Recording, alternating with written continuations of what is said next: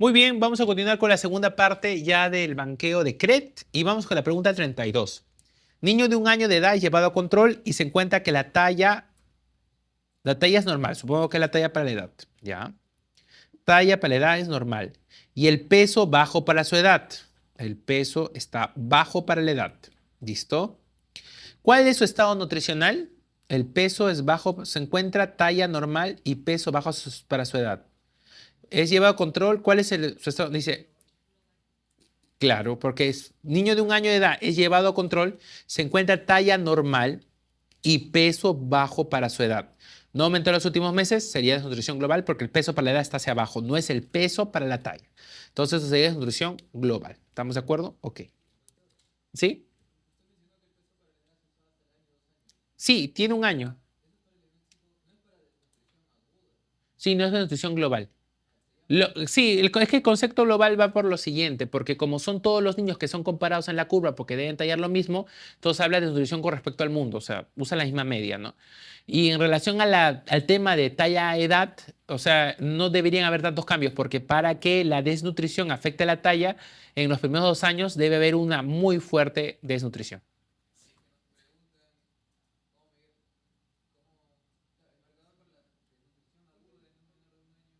La desnutrición aguda es el peso para la edad bajo, pero en un tiempo menor de 3 meses. Si el peso para la edad, lógicamente, se mantiene bajo por más de 3 meses y hay repercusión por la talla, porque ya estamos hablando de un grado de nutrición, eso ya puede entrarse de concepto crónico. Ujú. Ok, vamos. Acá se marca, es global, definitivamente es global. En la desnutrición severa, en el niño, el compromiso inmunológico se caracteriza por, ya. Para esto de recordar lo siguiente, en la desnutrición y la inmunidad hay alteración de la integridad de la piel y mucosas, porque justamente hay menos producción de grasa, las mucosas se atrofian y por lo tanto hay mayor facilidad de daño. Hay disminución de la lisosima, porque la lisosima va a depender justamente de la carga lipídica y proteica. Leve disminución o normalidad del complemento, que no suele afectarse mucho, pero la actividad fagocítica neutrofílica y el número suele ser normales, que es la inmunidad generalmente innata. Los mecanismos específicos, en cambio, particularmente con Shortcore, lo que se ha visto es una disminución de la población de los linfocitos T. Al haber menos población de linfocitos T, pues el lugar en donde maduran, que es el timo, comienza a hipotrofiarse, hacen hipotrofia.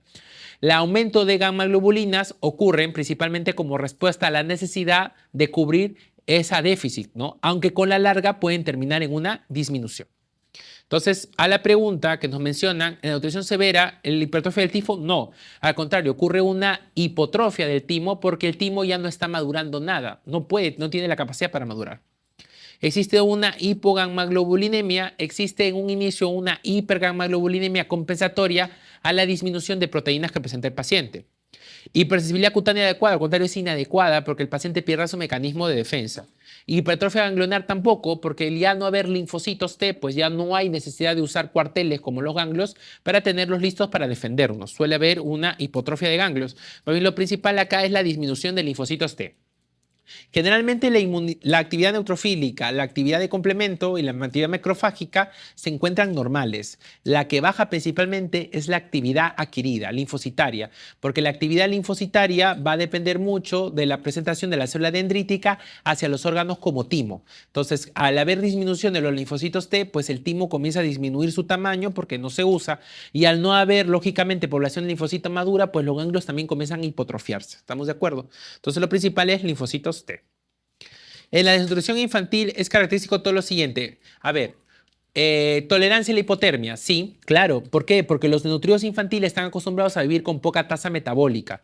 Al hacer una tasa metabólica muy baja, porque prácticamente no consumen nada y es que así viven, pues tienen que gastar lo menos posible y tienen tendencia a hacer temperaturas bajas.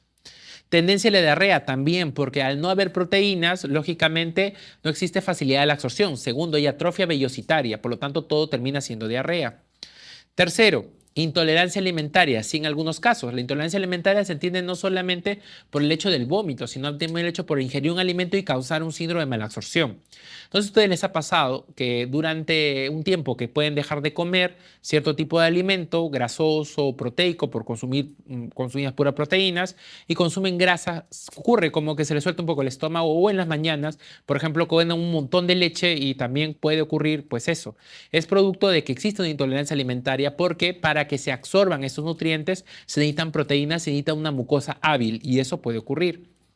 En estos pacientes puede haber mala tolerancia al ayuno, ¿no? Son pacientes que lógicamente, a pesar de que son desnutridos y todo, al ayuno mismo, lógicamente los vuelve como que irritables, ¿no? Su tendencia es a un mal comportamiento.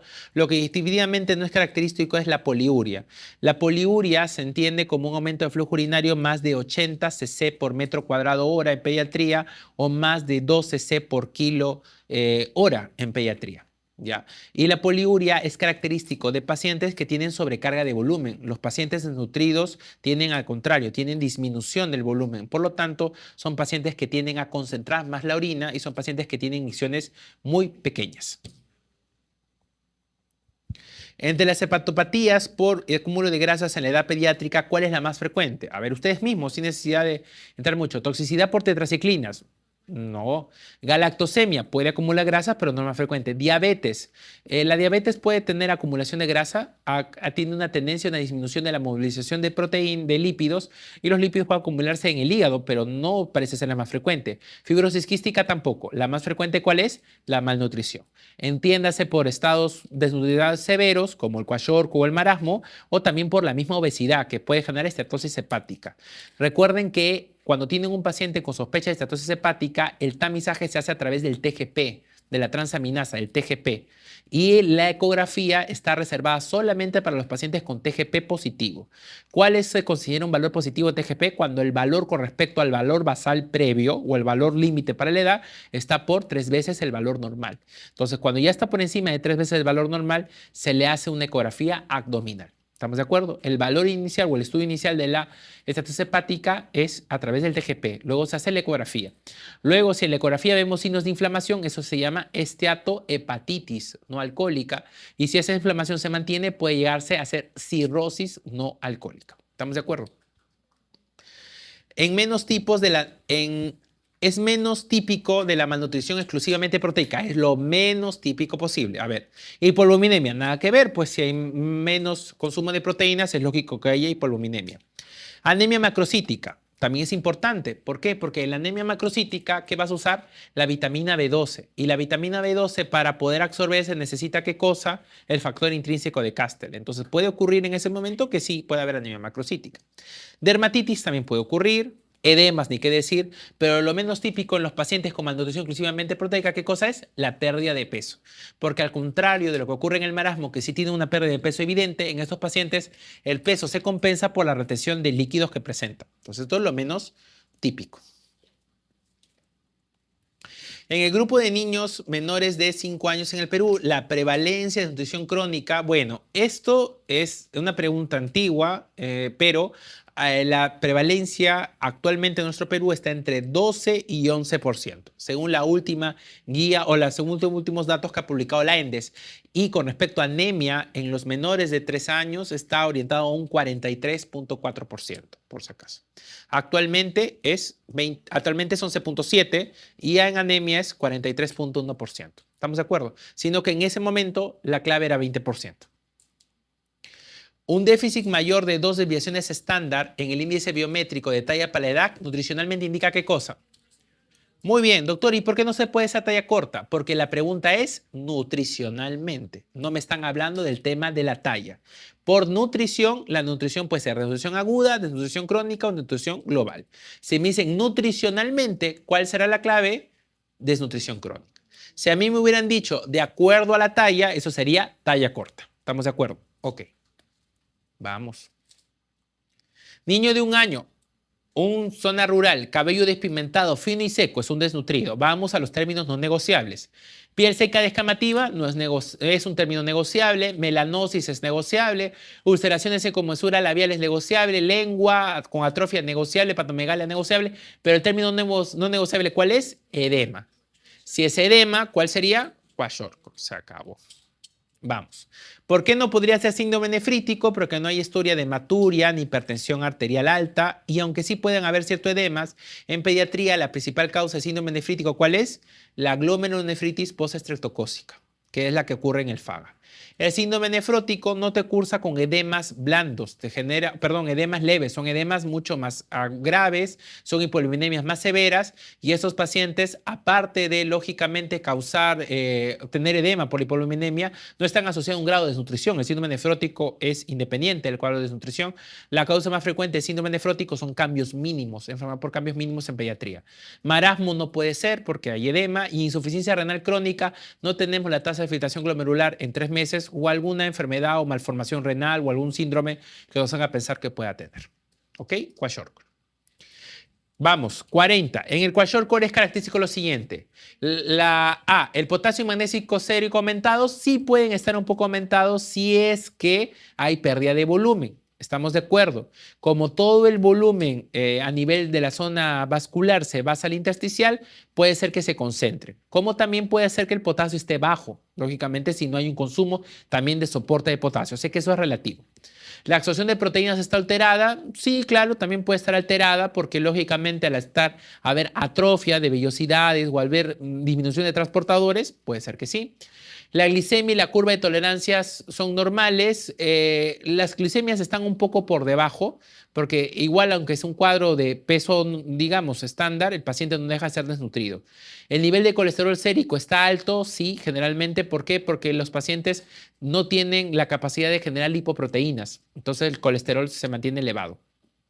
El ingesta insuficiente de proteína de alto poder biológico es lo más característico de todas las opciones. No es que el otro no sea, sino es que lo más característico es esto de acá, ¿no? Definitivamente. 41. Lactante que no quiere su papilla, ¿cuál debe ser la conducta? Utilizar endulzantes artificiales, no hay forma. Agregar sal está prohibido. Darle solo puré de fruta, no, hay que introducir todo tipo de alimento. Agregar condimentos naturales, no. ¿Qué cosa debe hacer? Fraccionar la toma de papillas y agregar, si desean, leche materna. O sea, agregas leche materna con la papilla y eso puede ayudar a la ingesta. 42. En la desnutrición marasmática, ¿el trastorno fundamental cuál es? Irritabilidad sí lo hay, pero ¿es lo fundamental? No. Dermatitis con pigmentación, ¿puede haber? Sí, pero no es lo fundamental. Principalmente esto está más en Kwashiorkor, pero también puede haber. Presencia de edemas, nada que ver, no hay forma. Hepatomegalia importante puede existir, pero lo fundamental ¿cuál será? La emaciación, que es la pérdida de tejido graso y muscular. Así es. Vamos. 43. En el diagnóstico de malnutrición proteico-calórica de tipo marasmo, o sea, marasmo, se aceptan los siguientes criterios. Trastorno de la función respiratoria. ¿Ok? ¿Sí? ¿Por qué? Porque los pacientes con marasmo, al tener lógicamente, ¿cómo se llama? Menos consumo de calorías, también generan menos carbohidratos y tienen que también tener, ¿qué cosa? Disminuyen su patrón ventilatorio para no generar mayor gasto energético basal. Disfunción musculoesquelética, claro, claro que existe. Incremento discreto del agua extracelular. Si es proteico-calórica, puede haber un incremento discreto, o sea, porque también hay, pero no es tan marcado como el Kwashiorkor. Pérdida de peso corporal superior al 15% también. Estrés. Generalmente los pacientes, el estrés como sí mismo no es considerado un criterio, es la irritabilidad, pero no el término estrés. Acá la mejor clave dentro de todo eso podría ser entre la B y la C, pero como dice proteico-calórica, yo me optaría más por marcar el efecto del estrés. Por lo siguiente, porque si bien todos los marasmos son irritables, no está dentro de los criterios como tal. En el proteico-calórico marasmo Kwashiorkor sí puede haber un incremento discreto del agua extracelular. Si dijera que es un incremento marcado, yo marcaría la C. Soy sincero. Entonces acá la clave que ponen es estrés. Una pregunta antigua. Pero el trastorno de la función respiratoria, difusión muscular y pérdida de peso corporal está de forma clara. 44. En la malnutrición de tipo marasmo hay disminución de ¿qué cosa? De transferrina. No, pero la transferrina es una proteína. La proteína transportada de retinol es una proteína. La albúmina plasmática, los pliegues subcutáneos igual al corporal total, principalmente son los pliegues subcutáneos, porque no hay literalmente nada de grasa que hay para generar. No hay tejido subcutáneo porque la grasa no existe. ¿Estamos de acuerdo? Relaciona el déficit dietético con el estado del niño. A ver, déficit calórico, marasmo. Déficit de 1A podría ser una de estas tres. Déficit de tiamina, beriberi, ¿no? Este sería 2, no, perdón, ya, B4, ¿no? Dice, déficit de niacina, pelagra.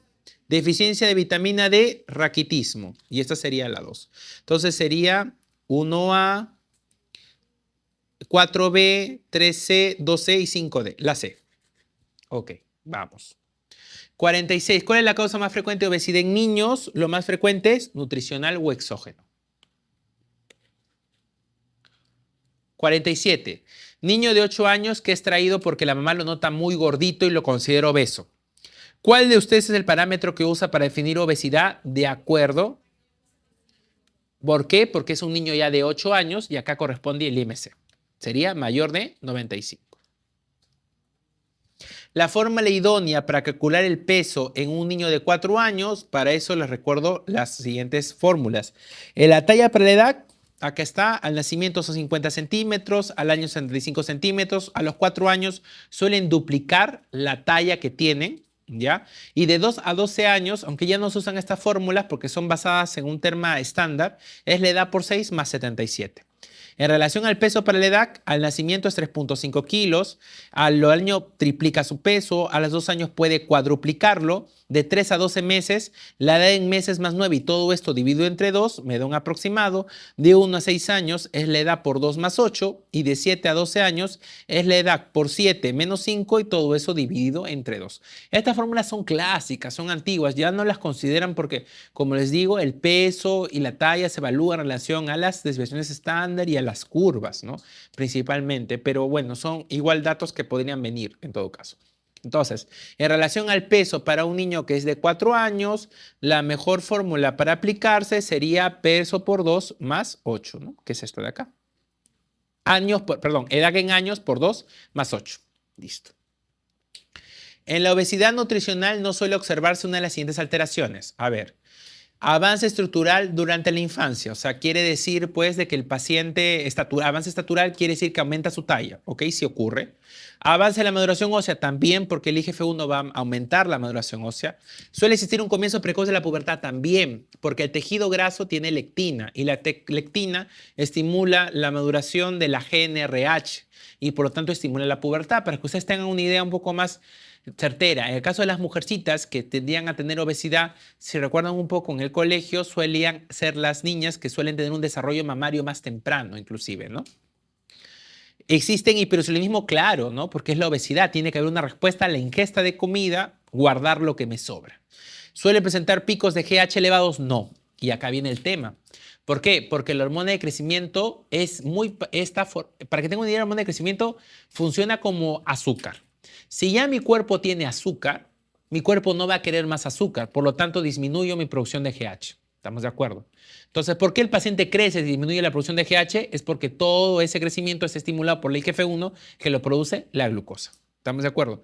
Todos los pacientes con obesidad nutricional a la larga tienen menor producción de GH. En la adolescencia, cuando la GH actúa por la hormona sexual, todos en la adolescencia hacen un proceso que se llama resistencia a la insulina fisiológica. Porque al ver más GH, el cuerpo dice, oye, hay más azúcar.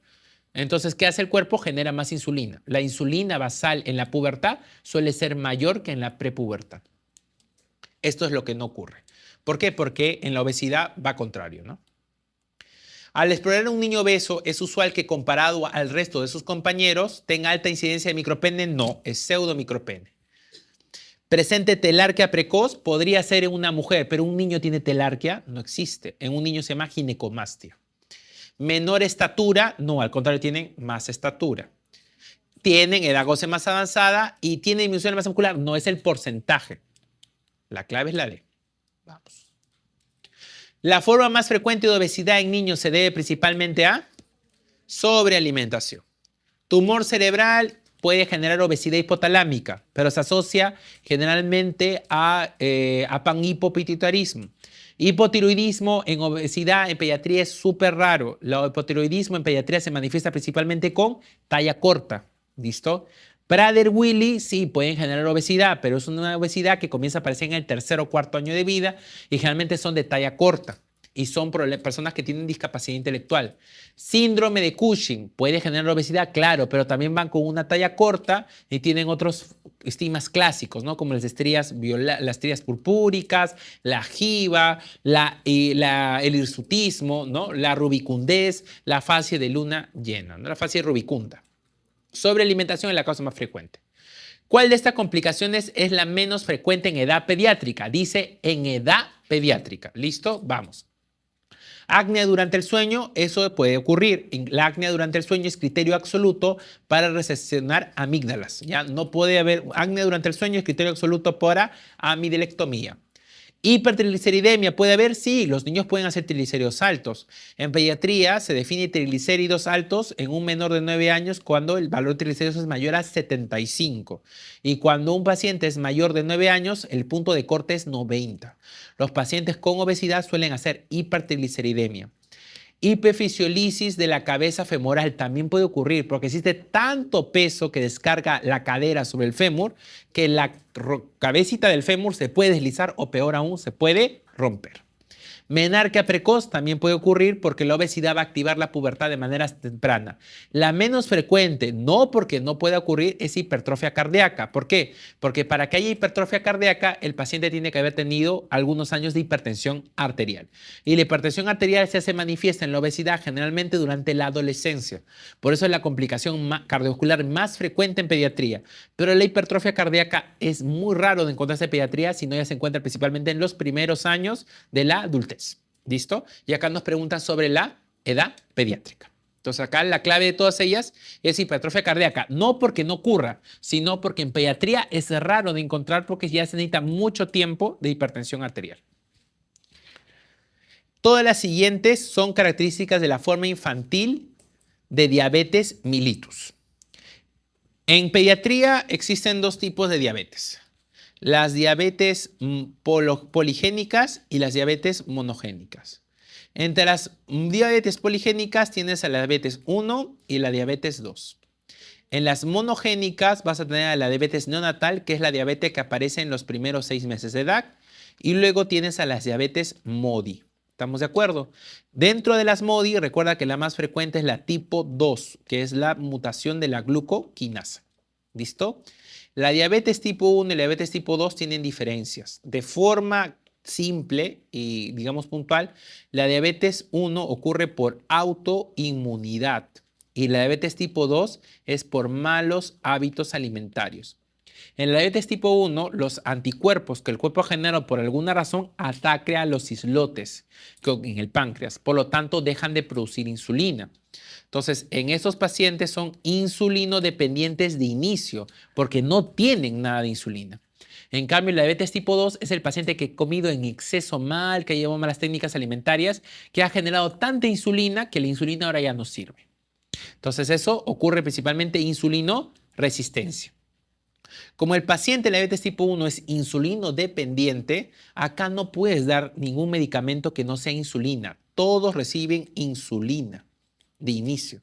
En cambio, en la diabetes tipo 2, lo que haces en una primera línea, ¿qué cosa es? Dar medicamentos que ayudan a mejorar la acción de la insulina, ¿no? Los antidiabéticos orales. Y ya si el paciente mantiene una hemoglobina glicosilada mayor a 8.5%, se puede recetar insulinas, porque ya a veces el antidiabético ya no solo puede ocurrir.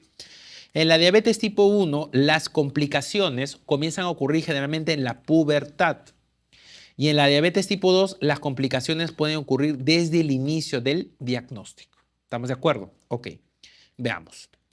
¿El inicio en la diabetes tipo 1 es rápido y potente? Sí, porque los pacientes hacen una autoinmunidad. Generalmente el paciente con diabético tipo 1 toda su vida ha tenido los anticuerpos, pero llega un momento que esos anticuerpos se activan. Cuando se activa, el paciente comienza a hacer las 4P, polidiria, polidixia, poliuria, polifagia y pérdida de peso. Y en la última semanita, antes de hacer el debut franco, comienza a bajar su ritmo de apetito y debuta como una cetoacidosis diabética. Es un proceso rápido y potente. En cambio, la diabetes tipo 2 es insidioso. El diabético tipo 2 es muy raro que sea identificado en la emergencia. Es el diabético que va a consulta y se le encuentra y se le puede hacer los estudios poquito a poquito para poder ya tener el rótulo de diabético. Pero el diabético 1, el pediátrico, es una cosa así rápido. ¿La obesidad es un factor predisponente a la diabetes tipo 1? No, porque acá el problema no es la mala técnica alimentaria, el problema son los anticuerpos y eso es independiente del grado de obesidad. El tratamiento dietético no suele ser suficiente en ninguna de las dos formas de diabetes. El tratamiento dietético no es suficiente, ni en la 1 ni en la 2. Siempre tiene que haber tratamiento farmacológico. ¿Son comunes la cetoacidosis y la hipoglicemia? Sí, en la tipo 1. Como son pasadas desapercibidas y a los anticuerpos se activan de manera rápida en un momento determinado, estos suelen ser o pueden hacer las complicaciones mucho más rápido o pueden hacer complicaciones de forma más inesperada. Entonces, en ellos debutan principalmente como cetoacidosis. En cambio, la diabetes tipo 2 generalmente es vista o es diagnosticada en consultorio. Los cambios sintomáticos vasculares degenerativos ocurren después de la adolescencia. Nosotros no curamos prediabético, no vemos polineuropatía, es raro encontrar enfermedad renal, es raro encontrar problemas oftalmológicos. Puede haber sí dislipidemia, pero en población adulta, en los diabéticos tipo 1, esto ocurre casi entre los 20 y 25 años, algunos de muy mala forma. Entonces, la que no es definitivamente es la B, porque la obesidad en la diabetes infantil en pediatría no tiene nada que ver. Es un problema de anticuerpos.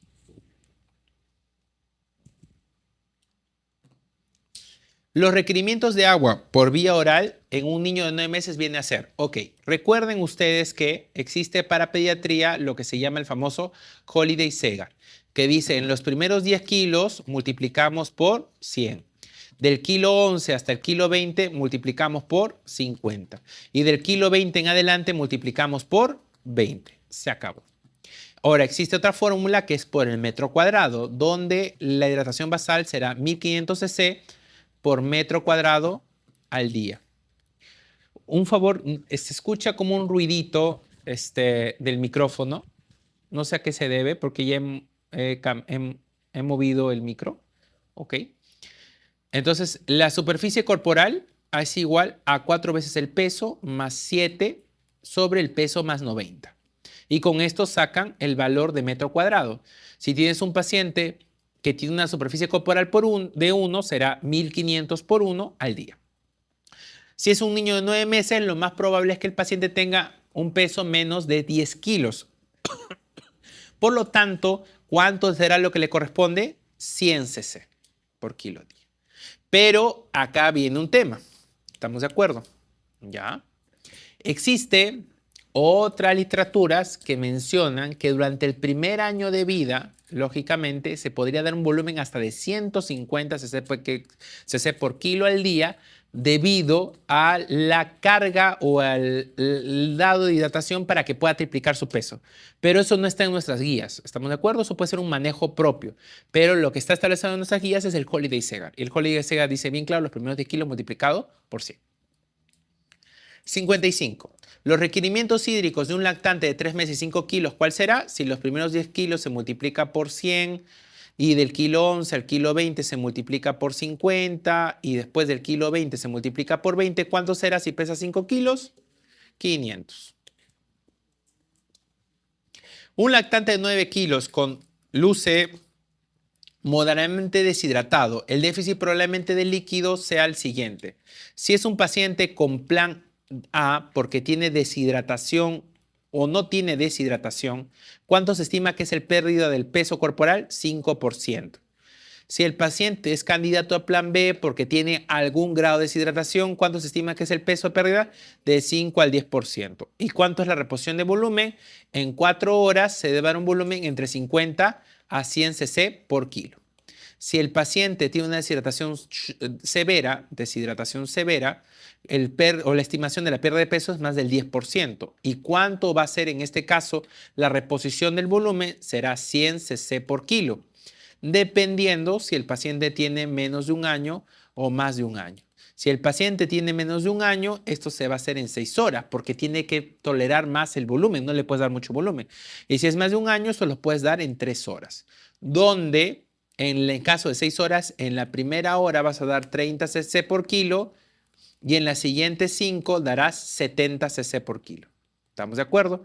Y en el caso de 3 horas, la primera media hora serán los 30 cc por kilo y en el resto de las 2 horas y media es 70 cc por kilo. Por lo tanto, si el paciente luce moderadamente deshidratado, probablemente estemos aquí, ¿no? Si pesa 9 kilos, ¿cuánto sería probablemente lo que corresponda? Sería entre 450 a 900, ¿no? Un latente luce con diarrea, el déficit de líquidos probablemente sea el del orden de 900 a 400, de 900 a 450 en 4 horas, ¿no? Acá ponen 900, lo consideran como ninguna de las anteriores, ¿no? Que tranquilamente podría ser también 450. En relación a la terapia de hidratación oral, señale lo incorrecto. La solución de hidratación oral contiene, hay que tener en cuenta lo siguiente. Existen dos sales de hidratación oral, la del 75 y tenemos la del 2002. El principal cambio tiene que ver con el sodio. En la del 75, la cantidad de milicabrentes era 90. En el año 2002 es 75. Ahora, todas las sales de hidratación tienen esta concentración. Solamente cuando tú enfrentes cólera, la sal de hidratación oral te dará, ¿qué cosa? Una cantidad de equivalentes de 90. O sea, la del 75 se usa todavía si el paciente tiene cólera. Si el paciente es un desnutrido, severo, no usamos la sal de hidratación oral para rehidratarlo. Usamos un medicamento que se llama Resomal, donde la cantidad de sodio es de 45 equivalentes por litro, por si acaso. Otro cambio bien interesante con respecto a la osmolaridad es el tema de la glucosa. En la del 75 tenía glucosa más alta, en la del 2002 está más baja. Potasio se mantiene igual, cloro baja un poquito porque al ver menos sodio baja cloro, no hay necesidad de dar más cloro. Citrato se mantiene igual y como al bajar sodio y al bajar glucosa, ¿qué va a pasar con la osmolaridad? Pues baja. ¿Por qué la sal de hidratación oral del 2002 suele ser más efectiva que la del 75? Por esto de acá.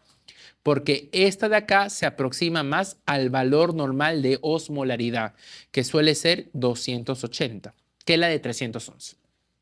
Entonces, la pregunta, la sal de hidratación oral, considerando que estamos frente a la del 2002, me imagino, contiene sodio 90, sí, cloruro 80, potasio 20, citrato 10, pero glucosa 110, no, pues no, la glucosa ahora está en 75. El plan B de tratamiento es para niños con diarrea y deshidratación sin shock. El plan B de tratamiento es para niños con diarrea y deshidratación sin shock. Sí, ¿no? Sí, claro, sí, ¿no? Deshidratación sin shock. Dice lo incorrecto, ¿no? Ya. Claro, sí, esto está bien, ¿no? Sí, claro. La presencia de distensión abdominal es contraindicación absoluta de claro, tú no puedes dar sal de hidratación oral si el paciente tiene distensión abdominal porque podría ser ilio, el paciente podría vomitar. La osmolaridad de la sal de hidratación oral es de 310, la de 1975, ¿no? La actual es de 240. 245. El uso de sonda nasogástrica para la terapia de reemplazo oral está indicado en pacientes deshidratados con vómitos pacientes, sí. Recuerda que primero es la vía oral y si falla es la gastroclisis, que a esto sería, y luego vendría el endovenoso. Entonces, a la pregunta, esto ha variado, ¿no? Ahora se usa 75. Acá le ponen como la opción A, pero esta también sería incorrecta si nos dicen que ¿cuál es la sal de hidratación oral que se está manteniendo, ¿no? Es una pregunta antigua, realmente, ¿no? Si esta es la del 2002, esta también sería incorrecta, porque acá la sal de hidratación oral sería 445, ¿no? Sobre la deshidratación hipertónica es cierto, presenta una atremia inferior a 150, no, al contrario es superior, por eso es hipertónica. Se debe con frecuencia a alimentación hiperconcentrada, sí, al alimentar mucha sal y lógicamente tener poco volumen, aumenta la cantidad de sodio. No cursa con fiebre, no, al contrario, suelen hacer fiebre, ¿no? Esto es la causa que ocurre en los lactantes. ¿Es típico el signo del pliegue? No, al contrario, en ellos es la turgencia. Es la único tipo de deshidratación donde tienen fontanela bombada, por si acaso. En las demás tipos de deshidratación, la fontanela está deprimida. En la hipertónica, la fontanela está bombada y puede haber hasta edema. ¿Ya? Principalmente se debe a hiperconcentración. Sí. Neurológico, sí, claro, claro. Sí, claro. Hemorragias y trombosis. Uno de las normas esenciales de la deshidratación hipotónica consiste en rehidratar la hipotónica. Soluciones glucosadas no, porque la glucosa es altamente hipotónica. Lo que vamos a hacer es agudizar su deshidratación. Si le falta hipotónica quiere decir que me falta sodio. Lentamente con sodio tampoco. Las glucosadas son hipotónicas de por sí. Por eso es que a tu hidratación de mantenimiento siempre le pones electrolitos. Soluciones con soluciones hipotónicas. Si es hipotónico, no le vas a dar más hipotonicidad. No. Lentamente con soluciones de concentración algo inferior al paciente lentamente con soluciones de concentración algo inferior a la del paciente. Con soluciones de concentración algo inferior, lentamente, con rehidratación con soluciones hipertónicas lentamente. Esto no hay forma. Tendrías que darle rehidratación. Si es hipotónico, hay que rehidratarlo con soluciones hipertónicas, pero tiene que ser lento, porque si tú le das de manera brusca, ¿qué puede pasar? Mielonolisis pontina. Así que la clave acá es la E. ¿Ya? Ok. Acá sí se marca la D, pero no, es la E. Niño de 8 meses, historia de 3 días de deposiciones líquidas sin moco y sin sangre. En número de 6 a 7 al día. La madre ha repuesto con líquidos caseros y lo ha alimentado con leche materna y arroz.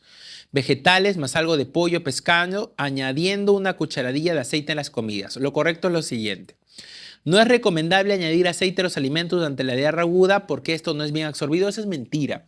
Los alimentos durante la diarrea se siguen absorbiendo. Por eso es que uno debe continuar con la alimentación continua.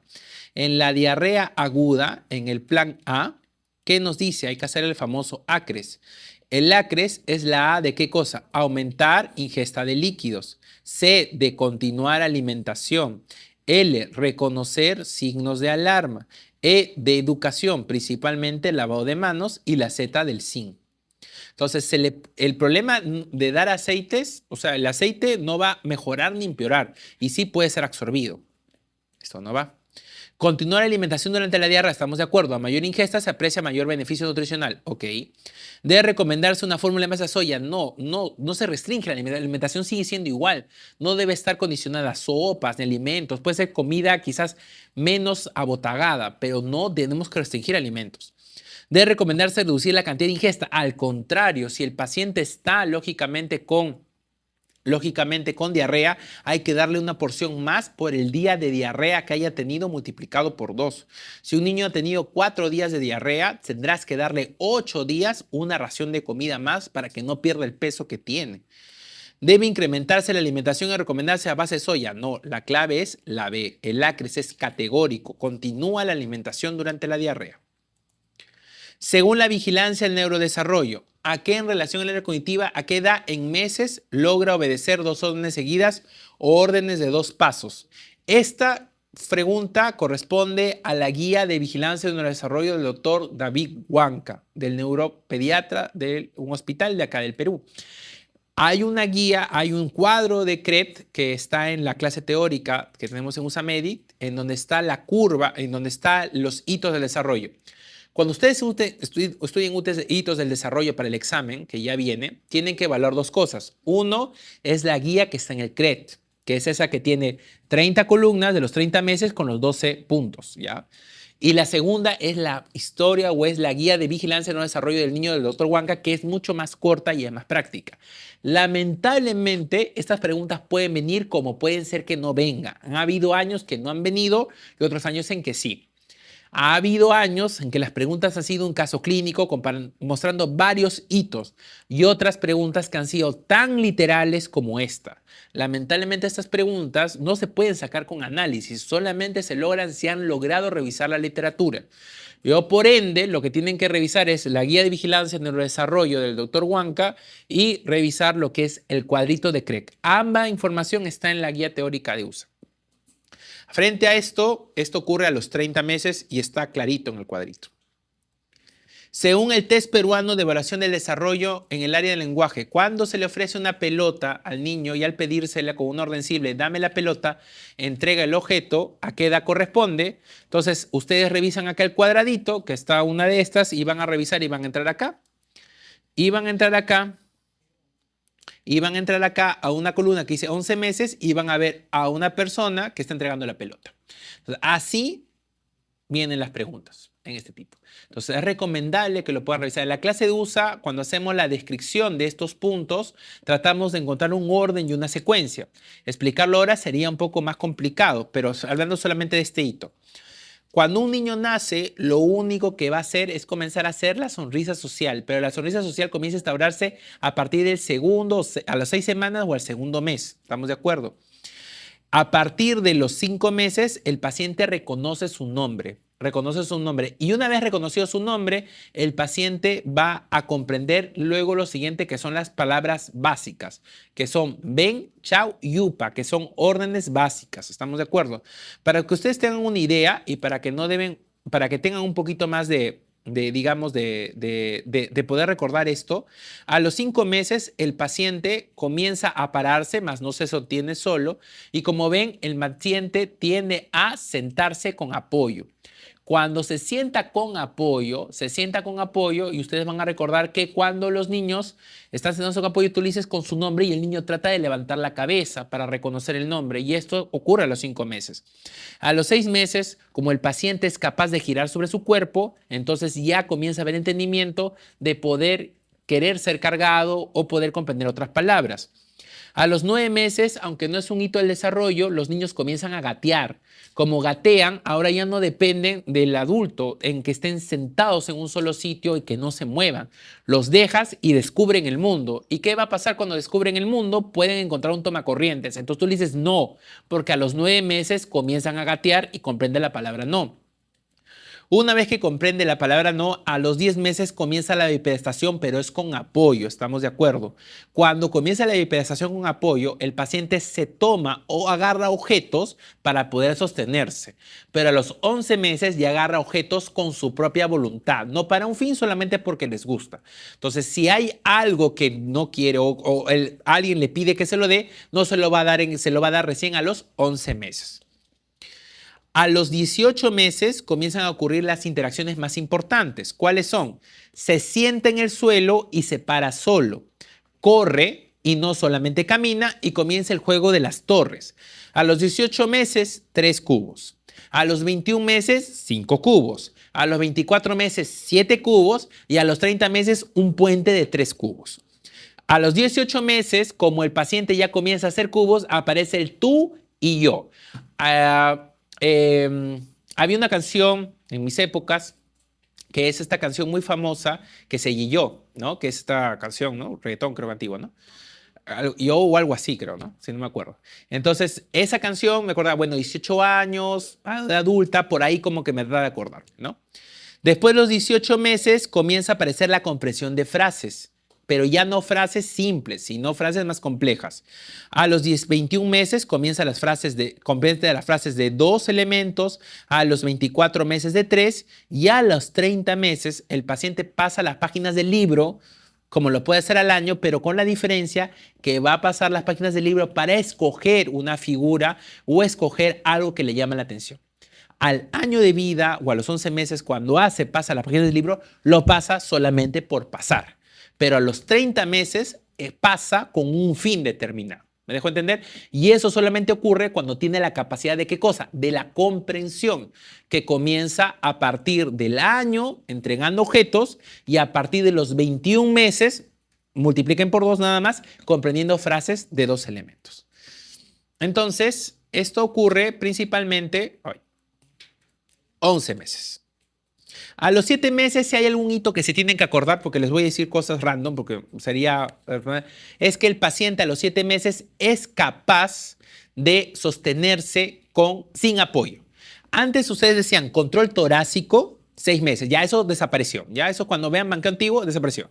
Ahora, 5 meses con apoyo, 7 meses sin apoyo. Ojo, ojito con esto, un asterisco gigante. El doctor Huanca en su guía de vigilancia y no desarrollo dice 6 meses, no le dice sostenerse, dice mantenerse sentado. Ojo, no es que se sienta, sino es que tú lo sientas y se puede mantener sentado. Esto es muy importante porque el doctor Huanca dice que el sentarse ocurre a los 9 meses. Una cosa es sentarse y otra cosa es mantenerse sentado. Yo sé que parecen términos similares, pero él siempre lo remarca. Y eso pues es una pregunta que puede matar a miles de personas. ¿Ya? 9 meses. A los 9 meses comienza la palabra el no, el no, lógicamente, y el gateo. 8 meses comienza el desarrollo de la pinza incompleta. Y a los 6 meses lo más importante es, ¿qué cosa? El cambio de supino a prona, o sea, comienza la rotación y comienza a tocar, ¿qué cosa? Su imagen en un espejo y agarra 2 objetos con las manos. ¿Estamos de acuerdo? Ok. Según el test peruano del desarrollo, ¿a qué edad en meses el niño sentado en el suelo se para solo y sin ayuda? 18 meses. Si hay algunos hitos, si ustedes tienen que apostar por algunos hitos porque no les va y tienen que procesar algunas otras cosas, apunten por leer 18, 24, 30 y los primeros 12, o sea, casi todo, no, mentira. O sea, los primeros hitos, revisen lo que son 6 meses, 9 meses, 18, 21 y 24. Y son ideas que y si tienen que escoger de toda esa lista de los 12 puntos, escojan los motores y lo del lenguaje. Motores y lenguaje, ¿ya? Motores y lenguaje. Y si les alcanza, social, ¿ya? Bueno, prácticamente todo, sí, pues bueno. ¿A qué den más es el niño? Otra cosa que también les ayudaría bastante es que en el estudio de las preguntas antiguas de neurodesarrollo, no solamente traten, cuando viene un caso clínico, no traten ustedes de agarrar y marcarlo, sino desglosen hito por hito. Por ejemplo, si dicen torre de 7 cubos, planteense, ¿y cuándo es la de 5? ¿Y cuándo es la de 3? ¿No? ¿Y cuándo es el puente? O sea, traten de explotar la pregunta. Yo creo que la mejor forma de estudiar esto en el neurodesarrollo es esto. Yo cuando postulé al examen no vino ni una pregunta de esto, ¿no? A pesar de que me había leído de memoria, la primera no vino ni una. Pero en otros exámenes han venido hasta 3. O sea, es muy relativo. Personalmente yo no soy muy candidato a estas preguntas porque son memorísticas, pero son preguntas que vienen o forman parte de nuestra norma técnica. ¿Ya? Entonces, ¿a qué edad en meses el niño logra hacer una torre de 7 cubos? Entonces recordamos, claro, 3 cubos, 18. 5 cubos, 21. 7 cubos, 24. Puente de 3, 30. Se acabó. Van a ver antes que decían torres de 2 cubos, 15 meses, pero eso ya se ha sacado de la guía. ¿Estamos de acuerdo? Y a los 15 meses lo más importante es, ¿qué cosa? Meter un frejol en un frasco. Y la jeringosa, ¿no? La jeringosa que también lo menciona. Aunque la jeringosa no está propiamente dicho en la guía, sino lo ponen en otras palabras en la técnica de vigilancia en el neurodesarrollo, ¿no? Yo les recomiendo otra cosa, es que revísenlo. Si tienen que apostar por uno de los 2 cuadros, el último examen han preguntado sobre el cuadro del doctor David Huanca. También tienen que ser estratégicos. A ver, ¿quiénes hacen el examen? El examen lo hacen en CONAREM, no lo hacen como el examen del MINSA, o sea, es diferente. Lo hacen generalmente los especialistas de cada área. Entonces, yo estoy seguro que si alguien va a preguntar de neurodesarrollo, le van a preguntar o bien a un pediatra o le van a preguntar a un neurólogo pediatra, que es su campo. Si es crecimiento, le van a preguntar a un endocrinólogo pediatra, porque vemos lo que es peso y talla, ¿no? Si es asma, le van a preguntar a un neumólogo. Entonces, los subespecialistas en pediatría son muy pocos en todos los campos. Entonces, si a alguien le van a preguntar en neuropediatría aquí, va después al doctor, ¿no? Al doctor Huanca, creo yo. Entonces, revisen su guía. Es 100% rentable. Eso les recomiendo. Y es más pequeña y es más práctica de aprender, creo yo. Sí. Claro, es una palabra que se confunde y no se pronuncia bien. En el desarrollo, o sea, por ejemplo, claro, el balbuceo es diferente, el balbuceo es ba, ¿no? Pero la jeringosa es, por ejemplo, no sé, a ver, dice, a ver, como un ejemplo, por ejemplo, eh, por ejemplo,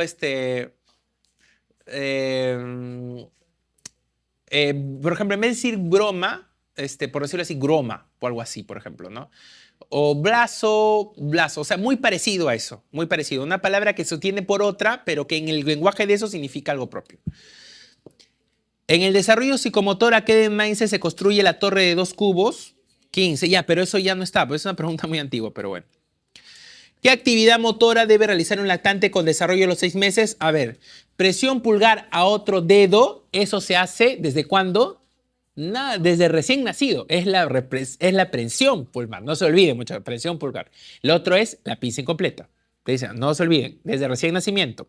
La presión palmar hasta entre los 3 y 6 meses y la presión plantar hasta los 9 meses. Se pone de pie si está sentado 18 meses. Presión palmar desde el inicio. Gateo 9 meses. Rodar, posición supina prona 6 meses. Muy bien, así tienen que agarrar la pregunta. Lactante lleva por todo el desarrollo, al ser evaluado se verifica que coge el sonajero. O sea, por lo menos 4 meses en adelante, por lo menos. Mantiene la cabeza firme, porque el de 6 meses tiene 2 sonajeros. Cuando ustedes vean la imagen, tiene 2 sonajeros. Mantiene la cabeza firme, por lo menos ¿cuántos meses debe tener? 3 meses en adelante. Pero no sostiene el tronco. eso ya va a menos de 5. Más de 3, menos de 5. ¿Qué número queda? 4. No tiene presión palmar. Ok, desaparece entre los 3 y 6 meses, va por ahí. Y sonríe fuerte. Sonrisa social, aparece a los 2. ¿Cuál es su edad aproximada? 4, se acabó. Muy bien, muy bien. Excelente, bien chicos. En la evaluación del desarrollo motor fino a los 12 meses de edad, ¿qué es capaz el niño? ¿Construye torre de 6 cubos como esto es guerra? No. ¿Garabatea? Todavía no. A los 5 años, al año, puede llegar a ser... O sea, no le dicen círculo, ¿ya? Porque, o sea, hay figuras clase. A ver. A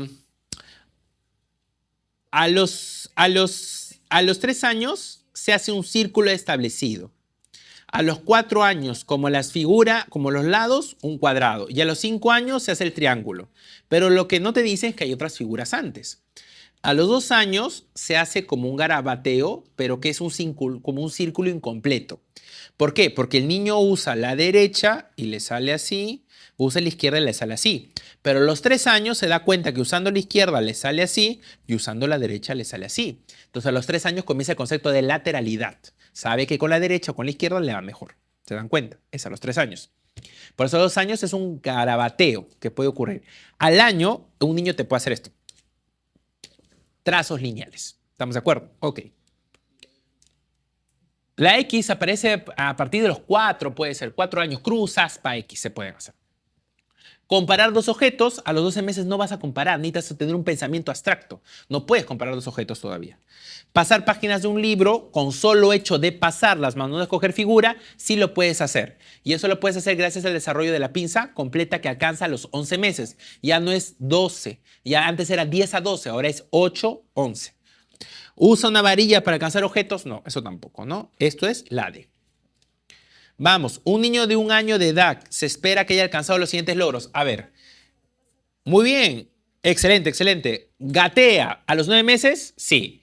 Presión pulgar índice, presión pulgar índice. ¿Esto lo puede hacer? Sí, sí lo puede hacer, pero quizá está más, podemos aspirarle a darle algo mejor. Vamos a ver si hay algo más fuerte. Puede ser. Corre solo, no seas malo. No puede correr solo. Eso corre a los 18 meses. Torres de 4 tubos. 4 cubos no ocurren. No, dicen 3, 5, 7. No hay forma ya. No hay. Va.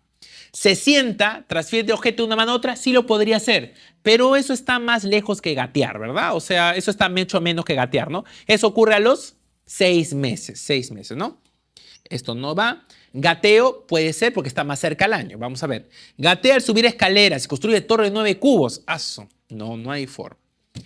Entre la A y la E que dice camina solo y pasa páginas de un libro y la otra que dice gatea, presión pulgar, ¿cuál se acerca más al año? Camina solo, pasa páginas de un libro. ¿Estamos de acuerdo? Así tienen que comenzar a tratar de agarrar las preguntas, uno por uno. Vamos. Ya. Revisarlo y banquear a fuerza eso, muchachos. ¿Ah? En el niño le dan más frecuente intoxicación accidental es lo siguiente. A ver, cuando yo era pequeño había, bueno, sigue existiendo una serie muy conocida japonesa que es Dragon Ball, ¿verdad? En ese tiempo, no, el cable no era muy común en muchas casas y daban en un cierto canal de televisión y salía esta famosa nube voladora. Entonces, cuando yo tenía 4 años, más o menos, creo que todos soñamos alguna vez pues, que te saltar y que una nube voladora te va a recoger. Entonces, eso pasó en muchos lugares y muchos niños terminaron en, digamos, con accidente. Entonces, un diario publicaba intento de suicidio masivo en niños de 4 años. O sea, imposible. Un niño de 5 años todavía no tiene concepción de vida o muerte. Todavía no entiende lo que es la vida o la muerte. No siente que la muerte es la ausencia física de la persona por el resto de la vida. No lo entiende. Por lo tanto, no puede haber el concepto que al cometer un accidente yo me estoy haciendo daño. Es importante tener en cuenta esto porque eso va a definir lo que son el concepto de accidente. El concepto accidental más frecuente en la etapa pediátrica es entre 1 y 4 años. Cuando las intoxicaciones ocurren fuera de esa etapa, se tiene que hacer un estudio si es que no hay una base emocional y eso ya es motivo de hospitalización. Por más que haya consumido un poquito, se hospitalizan para ver el estudio porque es riesgo de conducta o de conducta suicida. Pero en un niño menor de 5 años que se tomó lejía, nadie puede decir que fue intento de suicidio porque no existe todavía la concepción de la muerte. Por lo tanto, la edad más frecuente es entre 1 y 4 años. Y miren cómo esta pregunta ayuda también. Si yo me puedo tomar un frasco de lejía de manera accidental teniendo 3 años, también me puedo meter una canica a la boca y tener un SOVA. La causa o la edad más frecuente de cuadro obstructivo ocurrido a SOVA, objetos extraños, ocurre en el mismo tiempo, entre 1 y 4 años de edad. Entre 1 y 4 años de edad hay que tener mucho cuidado con la manipulación de ciertos objetos. Señale la principal causa de muerte entre los niños cuya edad oscila entre 1 y 4 años. Enfermedades del corazón es más frecuente entre los 0 y 6 meses. Homicidio, no creo. Tumores malignos, tampoco. Anomalías congénitas, no. Lesiones accidentales, la nube voladora y más cosas que puede pasar. El desarrollo motor fino se evalúa con la siguiente actividad. Existe motor fino y motor grueso, ¿ya? Entonces tenemos saltar en un pie, girar en el tronco, sostener la cabeza, pararse sin apoyo y armar torres. Así es, muy bien. El concepto de motor grueso tiene que ver con principalmente posición, camina, pero el uso de los dedos se le conoce como motor fino, el desarrollo de la pinza. Muy bien. Saltar en un pie, girar el tronco, sostener la cabeza y pararse sin apoyo es el uso de extremidades largas. El uso de huesos largos tiene que ver generalmente con motor grueso, porque hay muchas articulaciones que la respaldan, pero el motor fino necesita movimientos coordinados. Vamos, un niño que con un desarrollo normal, que comienza a correr, por lo menos, ¿cuánto de edad debe tener? Muy bien, 18 meses. Construye una torre de 2 cubos. ¿Cuánto de edad como mínimo debe tener? 15 meses. Pretende jugar con un muñeco. Ya, eso no lo menciona en ningún lado. Y elabora frase de 2 palabras. Por lo menos, ¿cuántos meses debe tener? Elabora, no digo que comprende. Una cosa es comprender. Recuerden comprender 21, luego viene 3 palabras, que es 24. Si un paciente elabora frase de 2 palabras, por lo menos ya dice mamá, papá dice mamá ven, papá dame. Y eso por lo menos ocurre a una edad no menor que ocurre de 18 meses en adelante. Entonces, acá vamos a ver palabras 18 meses y quiero que vean la figurita de acá. Mamá teta. Y esto ocurre 18 meses. Vamos a aprovechar esto para hablar de este hito. En el primer mes, cuando un niño nace, el lenguaje expresivo, el único llanto que ocurre, la única forma de comunicarse es a través del llanto. ¿Estamos de acuerdo? A partir del llanto es para mostrar felicidad o tristeza. Cuando el paciente comienza en el primer mes, se da cuenta que existen otras formas para expresar su conocimiento y comienza el famoso agú. Y ese agú comienza o emite sonidos de forma incomprensible durante el primer mes. Cuando ocurre los 5 meses de edad, generalmente el paciente no solamente reconoce su nombre, sino se repite a sí mismo y en respuesta a los demás lo mismo, balbucea. En un ejemplo, una vez hubo un rezo en mi casa, yo tenía una sobrina de 5 meses y todos comenzaron a rezar y todo bla, bla, bla en su idioma. Entonces balbucean y imitan. ¿Por qué? Porque para lograr la palabra ma o pa, que es el monosílabo, ¿no?, que aparece entre los 6 y 7 meses, primero tienes que intentar hablarlo. Y eso ocurre a los 5. El intento comienza con el balbuceo. El balbuceo es el intento de formar la primera palabra. A los 7 meses dices ma, pa, pa. Y a partir de los 6 meses dices papá, mamá. ¿Y por qué es la diferencia? Una cosa es monosílabo y la otra es bisílabo. A partir de los 18 meses dices 2 palabras. Mamá teta, papá ven, ¿no? En general. Y luego viene lo que es la palabra de 3 frases. Miren, si uno comprende 3 frases a los 24 meses, también es capaz de decir oraciones sencillas de 3 frases, donde haya sujeto, predicado y verbo, ¿no? Mamá, vamos calle, mamá, quiero pan. ¿Se dan cuenta? La evolución de la palabra. Eso ocurre a los 24 meses. Entonces, si comienza a correr por lo menos 18 meses, 15 meses ya no sería. 14 meses tampoco, 24 meses no sería porque ya tendría que tener la capacidad de elaborar frases de 3 palabras. Y esto ocurre a los 19 meses. Vamos, un niño es capaz de correr. ¿Cuándo ocurre eso? 18 meses. Subir escaleras sin alternar los pies. Eso por lo menos ya está hablando de edad más alta. Estamos hablando de 2 años, casi cerca. Elaborar una torre de 6 cubos. Tú dices, doctor, si 3 cubos es 18, 5 cubos es 21 y 6 es ¿cuánto? 7 es 24, está más cerca del 24 que del 21. Elabora frase de 3 palabras. ¿Cuánto será? Muy bien, exacto. Vamos a ver por qué no las otras opciones. 15 meses. Dime, ¿alguien de 15 meses te va a armar una torre de 6 cubos? No hay forma. ¿Alguien de 18 meses te arma una torre de 6 cubos? Tampoco. Con 36 frases, ¿no? Lógicamente, elabora frases de 3 palabras, no, ya haces comprensión, elaboras más cosas, ¿no? Elaboras ya oraciones más complejas, con objeto directo inclusive. Y cuando 8 meses tampoco, ¿no? La clave más para 24 meses.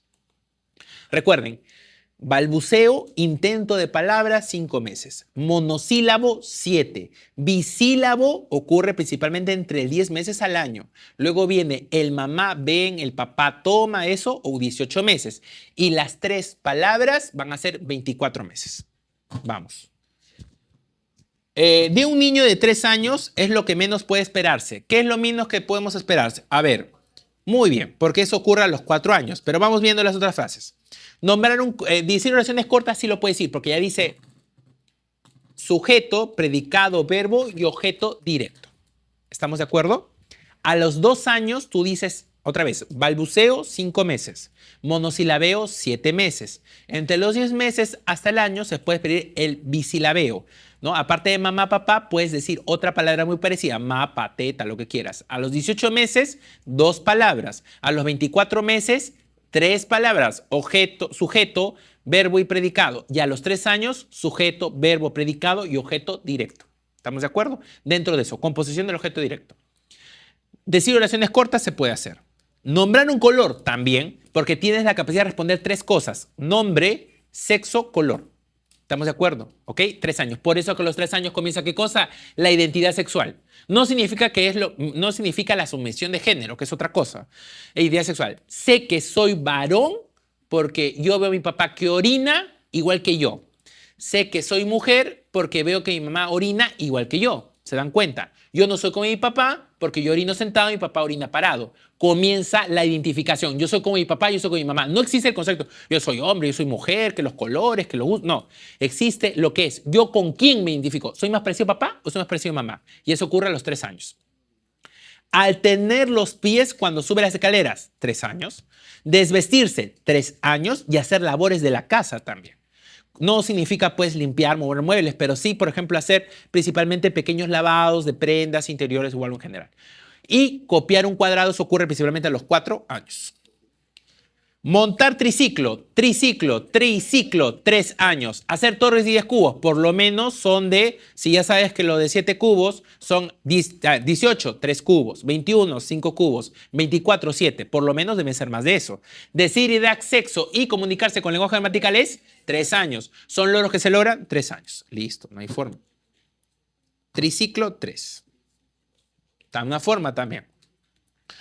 Un niño promedio de 4 años es capaz, según el test de evaluación de desarrollo, de decir palabras de oraciones de 8 hasta 10 palabras. De 8 a 10 palabras.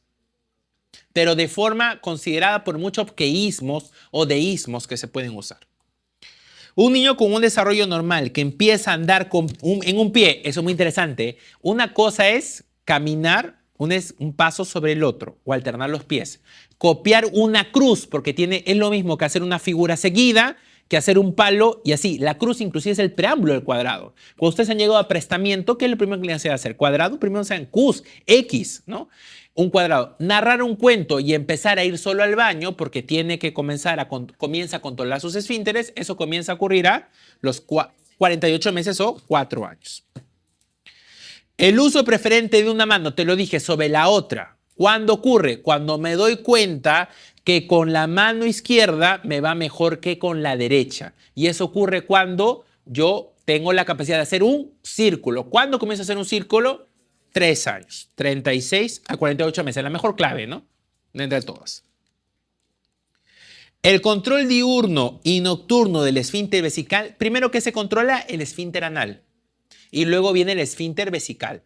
El esfínter vesical, control nocturno y diurno, debe ser entre los 4 y 6 años. Si pasa los 6 años y el niño no controla y no hay ningún otro síntoma, eso se llama enuresis monosintomática.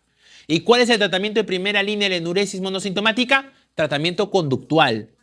Pero si el paciente no mejora, se puede dar el uso de desmopresina, que es un análogo de la vasopresina y eso está en el ministerio, eso lo tienen los hospitales, desmopresina. ¿Ya? Es el manejo de la segunda línea. La primera línea es manejo conductual. ¿Estamos de acuerdo? El control suele ocurrir entre los 4 y 6 años, en promedio 5. La edad más temprana en que la mayor parte de los niños son capaces de comprender que la muerte es permanente es a partir de los 5 en adelante. Si ustedes se dan cuenta, recién cuando pasan los 5 años, uno entiende que ya no va a ver a su familiar por siempre. La capacidad de participar en juego y la verdadera socialización se da, eso es muy importante. Existen dos socializaciones. Ya, existen dos socializaciones, ¿ya? Existen dos socializaciones y es importante que acá tengamos cuenta. La primera socialización es la socialización falsa. La socialización falsa, ¿por qué? Porque yo pongo al primo y a la prima o a otro primo más, tres jugando con una pelota a los 3 años. ¿Sabes qué le vas a dar a tu primito? ¿Ya? Y tú le vas a dar a otro primito y luego van intercambiando. Agarran una vuelta y a la segunda el primo de la mitad agarra, se lleva la pelota y se va corriendo y los dos llorando. Se acabó el juego. La socialización es falsa. Jugar encantados, 7 pecados, chapadas, matagente, San Miguel, todo eso que si han tenido infancia lo han vivido, eso ocurre recién ¿cuándo? ¿A los 3 años? ¿A los 3 años los niños juegan encantados? No, eso ocurre en la primaria. Ocurre entre el primer y segundo grado, 6 y 7 años. Esa es la verdadera socialización. ¿Por qué? Porque es cierto, yo puedo ser un rebelde, pero al momento de encantado, si yo no tengo que moverme, no me muevo y yo cumplo la norma, porque es la verdadera socialización. ¿Se dan cuenta? Muy bien. La falsa socialización es entre 3 y 4 años. ¿Ya? Porque esta pregunta dice, la capacidad de participar en juegos de grupo y la verdadera socialización se da entre 6 y 7 años. Si diría solamente la socialización comienza entre los 3 y 4. ¿Estamos de acuerdo? Ese es muy diferente. ¿Ya? Ustedes recuerden nomás su infancia, ¿no? ¿Cómo era? ¿Cuál de estas secuencias demuestra mejor el logro correcto de habilidades motoras? A ver, vamos a ver. Un niño corre a partir de 18 meses. Monta triciclo a partir de los ¿cuántos? 3 años. Salta, pero el salto depende. Si es con un pie es a los 4, pero puede comenzar a saltar entre 2 pies entre los 2 y 3 años. Como está más o menos. Brinca 4 años. Corre, brinca, salta. A ver, tú corres es caminar rápido. Cuando tú saltas, necesitas tener 2 pies en el aire. Brincar es literalmente moverte de un lado a otro. Y montar triciclo no va, porque el brinco o tener un pie solamente en el aire mientras que el otro está en el suelo ocurre después. Correr, subir escaleras alternando los pies, montar triciclo y saltar podría ser, ¿por qué? Porque tú comienzas a correr 18 meses, subes escalera alternando los pies entre los 2 y 3 años, triciclos a los 3 y saltas a los 4. Saltas en un pie. Brincas, saltas, triciclo, no. Sube escalera tendando los pies, montando triciclo. Entre los mejores logros de habilidades motoras de acuerdo al grado de complejidad es correr, subir escaleras, corro, subo las escaleras alternando los pies porque ahora uso diferentes niveles, monto un triciclo y salto. ¿Listo? Entonces ocurre aquí. Porque dice la mejor forma de secuencia, ¿no? En cambio, la primera dice correr, montar triciclo y luego saltar y brincar. No es la mejor secuencia. La mejor secuencia de un logro correcto es esta, ¿no? O sea, los pasos que tú vas dando. La mejor técnica para enseñar es lo que ustedes saben. A ver, ¿ustedes cómo aprenden más? ¿Observando o enseñando? Enseñando. ¿Y eso cómo se hace? ¿A través de una observación o una simulación o un reforzamiento? Simulación. Tú simulas lo que buscas, ¿no? Entonces, yo estudio, vuelves a tu casa, vuelves a y tú dices, yo me vuelvo el profesor, yo me vuelvo el que hace el examen, yo me vuelvo el Conareme. Dice, Conareme me puede preguntar esto, ¿cuál es la pregunta tal? Y tú mismo te respondes. Toda tu familia te mirará, pues, ¿no? Te mirará de forma rara o extraña, pero tú comienzas a repasar y hablas contigo mismo y así, ¿no? Para poder estudiar. La observación garantiza un aprendizaje entre un 10 a un 20% de todo, pero la simulación llega hasta un 50%. Por eso dicen, la docencia es la mejor forma de enseñanza. Reforzamiento no enseña una habilidad, reforzamiento mejora la habilidad que ya has adquirido, la potencia, pero no enseña nueva habilidad. Reestructuración cognitiva es, tú sabes que una habilidad está determinada para algo, lo que vas a hacer es cambiar ese algo. Ya no es para esto, sino va a ser para lo otro, pero tú sabes el procedimiento. Y tutoría entre iguales, más que enseñar una habilidad, lo que hace es una supervisión constante, es lo que hacen en los grupos de estudio. Entonces, la mejor forma acá es simulación. Y eso es importante. ¿Por qué lo preguntan en CREC? Si esto parece, pues dice, esto es psicología. Porque eso explica por qué aprendemos a hablar español sin ir a una clase de lenguaje en el primer año de vida. Por qué aprendemos a caminar, cómo aprendemos a disponer cómo aprendemos a ir al baño o diferentes formas. Eso lo hace a través de la simulación, porque vamos a los papás o a nuestros familiares a hacerlo. Esa es la forma de aprendizaje. Ninguno de ellos, lógicamente, solamente observó, sino balbucearon, trataron de pararse. Todos ustedes han pasado por lo mismo. Un lactante normal puede llorar hasta 3 horas al día durante el momento culminante del desarrollo.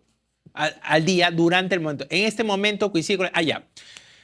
¿Cuándo el llanto deja de ser el único forma de expresarse? Entre los 6 meses y los 2 meses. Entre los 6 semanas y 2 meses. ¿Por qué? Porque ahí aparece la sonrisa social. Antes de eso, el niño dice, estoy alegre, estoy triste, lo que sea, con llanto. Luego de eso, hace la sonrisa social. 6 semanas o 2 meses.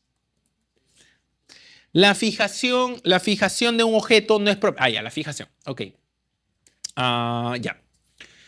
Yo tengo acá un lapicero, yo lo suelto y todo el mundo va a mirar que se cae.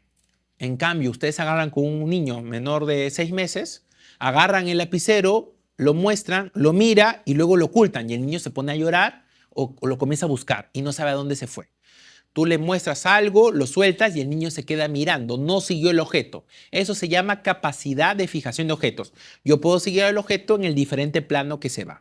Si ustedes quieren tener una mejor idea, es el bebé, aquí está o no está. Ustedes agarran a su sobrino, hijo, lo que tengan, lo ponen ahí, se tapan los ojos, el niño agarra, los mira, ustedes se tapan los ojos y el niño se queda sorprendido. ¿Dónde se fue? Se sacan los ojos y el niño sonríe. Esa es la fijación del objeto. Y eso ocurre, lógicamente, todavía después. El niño, como dice, ¡uy, desapareció! Luego, aquí está, ¿no? Entonces el niño sonríe. ¿Por qué? Porque, apareció, es magia, ¿no? Ustedes ya, pues a su edad eso no va. Pero eso ocurre en un bebé, ¿ya? Entonces, a los 2 meses ellos no pueden hacer eso. Y dice, la fijación de un objeto no es propio de un lactante de 2 meses. Ok, claro. Cuya respuesta a la caída de una pelota, ¿cuál sería la respuesta si un paciente no tiene fijación al objeto? Mirar de forma fija e instantánea el lugar desde el que cae la pelota. Claro, porque cae la pelota y yo sigo mirando el lugar. Porque yo no estoy mirando el objeto, miro el lugar. O sea, si yo tuviera fijación del objeto, yo vería cómo la pelota cae. Pero no, como yo tengo fijación del objeto, yo sigo, uy, ¿qué fue con la pelota? Desapareció. Bajar los ojos a medida que desciende la pelota, no, porque yo estaría siguiendo el objeto. Esa no sería la clave. Gritar cuando la pelota golpea el suelo, no, porque tendría que seguirlo.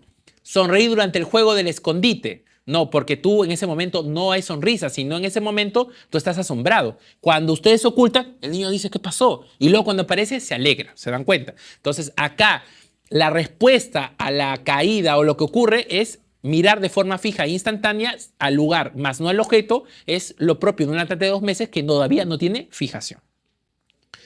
Listo. Vamos. A los 3 meses de edad, de la mayoría de infantes a términos completos normales, lo que menos se puede esperar. ¿Qué esperas menos? A ver, mover su cabeza de lado a lado 180 grados, eso está excelente. 90, 2 meses. ¿Estamos de acuerdo? 180, 3 meses. Levantar sus cabezas de posición prona, 45 del tablero de examinación, sí. Control cefálico ya no es completo o incompleto, es control cefálico a secas, 3 meses. Correcto. Sonreír cuando son motivados, sonrisa social, 6 semanas o 2 meses, también. Mantener una posición sentada, no sean malos. ¿Cuándo comienza la posición sentada a mantenerse? 5. Con apoyo y sin apoyo, 7. Ya ve, muy bien. ¿Ves? Ya están más animados con el tema, porque al inicio yo veía sus caras de angustia. Estamos. Es que tienen que agarrar y estallar la pregunta, ¿ya? 88. Un infante se siente con mínimo apoyo. ¿Cuánto debe ser por lo menos? Se siente claro, 6, 7 meses, ¿no? Estamos de acuerdo. Porque con apoyo es 5. Si es mínimo, te está diciendo que ya es un poquito más de 5. Vamos a dejarlo ahí. Pero 2 no creo, ¿no? Ya, vamos a ir viendo. Ya, por lo menos vamos sacando ahí 2 claves. 2 ni 4. Ya, nos quedamos con 3. ¿Ya? Dice, trata de coger un objeto más allá de su alcance. ¿Ok? Eso por lo menos ya son 5 meses. Si llega a coger 2 son 6. Pero mira lo que dice. Rueda de supina prona. ¿Cuándo rueda de supina prona? 6. Uy, puede ser 6 meses como mínimo. Vamos a ver. Pero no tiene posición de pinza. ¿Y cuándo comienza la pinza? A los 8. ¿Qué es menor de 8? Y por encima de 6, pues, ¿no? Entonces sería 6 meses. Ya está muy bien. Ya están como pediatras. Muy bien. Ya están. Niño con un desarrollo normal. Es que estas preguntas yo creo que son las mejores. Y de verdad que estas preguntas de caso clínico, ojalá que son las que vengan. Porque realmente un niño no viene. Bueno, si es que no viene. O sea, que venga. ¿Por qué? Porque les permite a ustedes ver un niño. O sea, un niño no viene solamente, pues, mira, armo mi cubo y ya me voy. No, o sea, son más cosas, la sonrisa, la caminata. Cuando un pediatra evalúa a un niño lo deja al aire libre 45 minutos para ver el CRED. Pero un niño no expresa motor solo, expresa social, lenguaje. Entonces las preguntas, si quieren reflejar algo real, deberían ser así, con muchas cosas más. Pero lamentablemente, si lo hacen memorísticos, a ver, del cuadradito una moneda, pa, como destino final, pa, aquí. Esta pregunta es la que tomo. Ya está. Entonces es memorístico al final. Entonces eso ahí pierde su sentido del CREC, pero bueno, eso es lo que pasa. Vamos. Niño con un desarrollo normal, se puede sentar sin ayuda. ¿Por lo menos cuánto tiempo tiene? 7. Pasa los objetos de una mano a otra, 6, ¿ya? Y habla con un lenguaje monosílabo. Por lo menos tiene, ¿qué cosa? 6, 7. Recuerda que el monosílabo es 7, balbuceo es 5. ¿Ves? Bisílabo es ¿cuánto? 10 a 12. CLI es 12, ¿no? Entonces, monosílabo, ma. Nadie dice mamá, no es la primera palabra. Ma, pa, no, es así, es monosílabo. ¿Cuál es la edad que más se ajusta? 6 meses. Muy bien, excelente, muy bien, ya están capos. Respecto al desarrollo psicomotor normal de niños, señale la afirmación correcta. Ah, correcta, ¿no? Presión pinzando el pulgar con el índice a los 12 meses ya es desde los 11. Ya, los 11. Pero puede ser, ya, vamos a ser categóricos, vamos a poner un check ahí. Vamos a ver si alguna está mejor, ¿no? Una clave matemática. Junta las manos en la línea media a los 6 meses. Eso es antes, a los 4. A los 6 meses no junta, ya es capaz de tener 2 líneas. Ajá, muy bien, muy bien. 4, esto no va. Vuelve las páginas de un libro a los 8 meses. No seas malo, eso todavía 11, no va. Usa 4 o 6 palabras a los 9 meses. Ah, qué bravo. No. Se sienta sin apoyo a los 6. Bueno, ya. 6. En esta sería la E, ¿no? Porque es un poquito, está mejor determinada que la otra, ¿no? Se sienta sin apoyo entre los 6 y los 7. La otra, el índice, ya es a partir de los 12. Ahora, no es que una cosa es que haga la pinza completa y otro que haga la pinza incompleta, pero el movimiento de pulgar e índice lo comienza a hacer desde los 8. Que sea fino, eso ocurre después. ¿Ya? Entonces, una pregunta también tiene que basarse, o sea, no sean todistas, pero es una pregunta que tiene que basarse que fue hecho en otro tiempo, con otra guía. Entonces, a mí me importa lo que ustedes acaban de decir. No, 11, no, 7, eso está excelente, porque significa que están trabajando con el momento. Ya cuando den, no, o sea, no cuando den, sino cuando ya revisen, ¿no? Si alguno es pediatra acá 10, 15 años, otra vez un examen, se van a dar cuenta que ya todo va a cambiar, ¿no? Eso es parte del esto, todo va cambiando. La capacidad para manipular pequeños objetos con presión de pinzas. ¿Cuándo se advierte? O sea, comienza a aparecer, se advierte. Muy bien, excelente. 8, 9. Ya está. En un lactante, el movimiento de índice pulgar aparece. 8, ya está. Muy bien. En recién nacido a término completo, normal, les muestra cada uno de los siguientes reflejos. Es decir, excepto ¿cuál? Reflejo de búsqueda. El reflejo de búsqueda es el reflejo por el cual el paciente busca lógicamente ¿qué cosa? A ver, vamos a explicarlo acá, que está mejor una forma un poco más. Cuando tú tocas la comisura de un labio o de un lado, el paciente tiende a mover el lado hacia en el cual se está tocando, ¿no? Buscando un estímulo, exactamente. El reflejo de este paje, acá, el reflejo, ahí, cuando muestra reflejo de búsqueda. Sí, tocas a un lado y comienza a ver. Lo que pasa es que acá no se ve bien, pero no de inicio. Este es cuando se acaban, por si acaso, ¿ya? Sino que la letra no se ve bien, ¿ya? Entonces, de succión desaparece hasta la madurez. El de búsqueda aparece de 3 a 9 meses, o sea, se toca acaricia la comisura de la boca y el paciente provoca un giro, ¿no? Provoca un giro buscando el estímulo. Ustedes le hacen así y el bebé así, tratando de buscar. Y eso desaparece entre los 3 a 9 meses. El reflejo de Moro, ya saben, no suelta, y eso desaparece a los 4. Por eso digo, la letra no se ve bien, si no desaparece, ¿ya? Presión palmar, ya lo dijimos, 3, 6 meses, 4 meses. Pero presión plantar, 9 meses.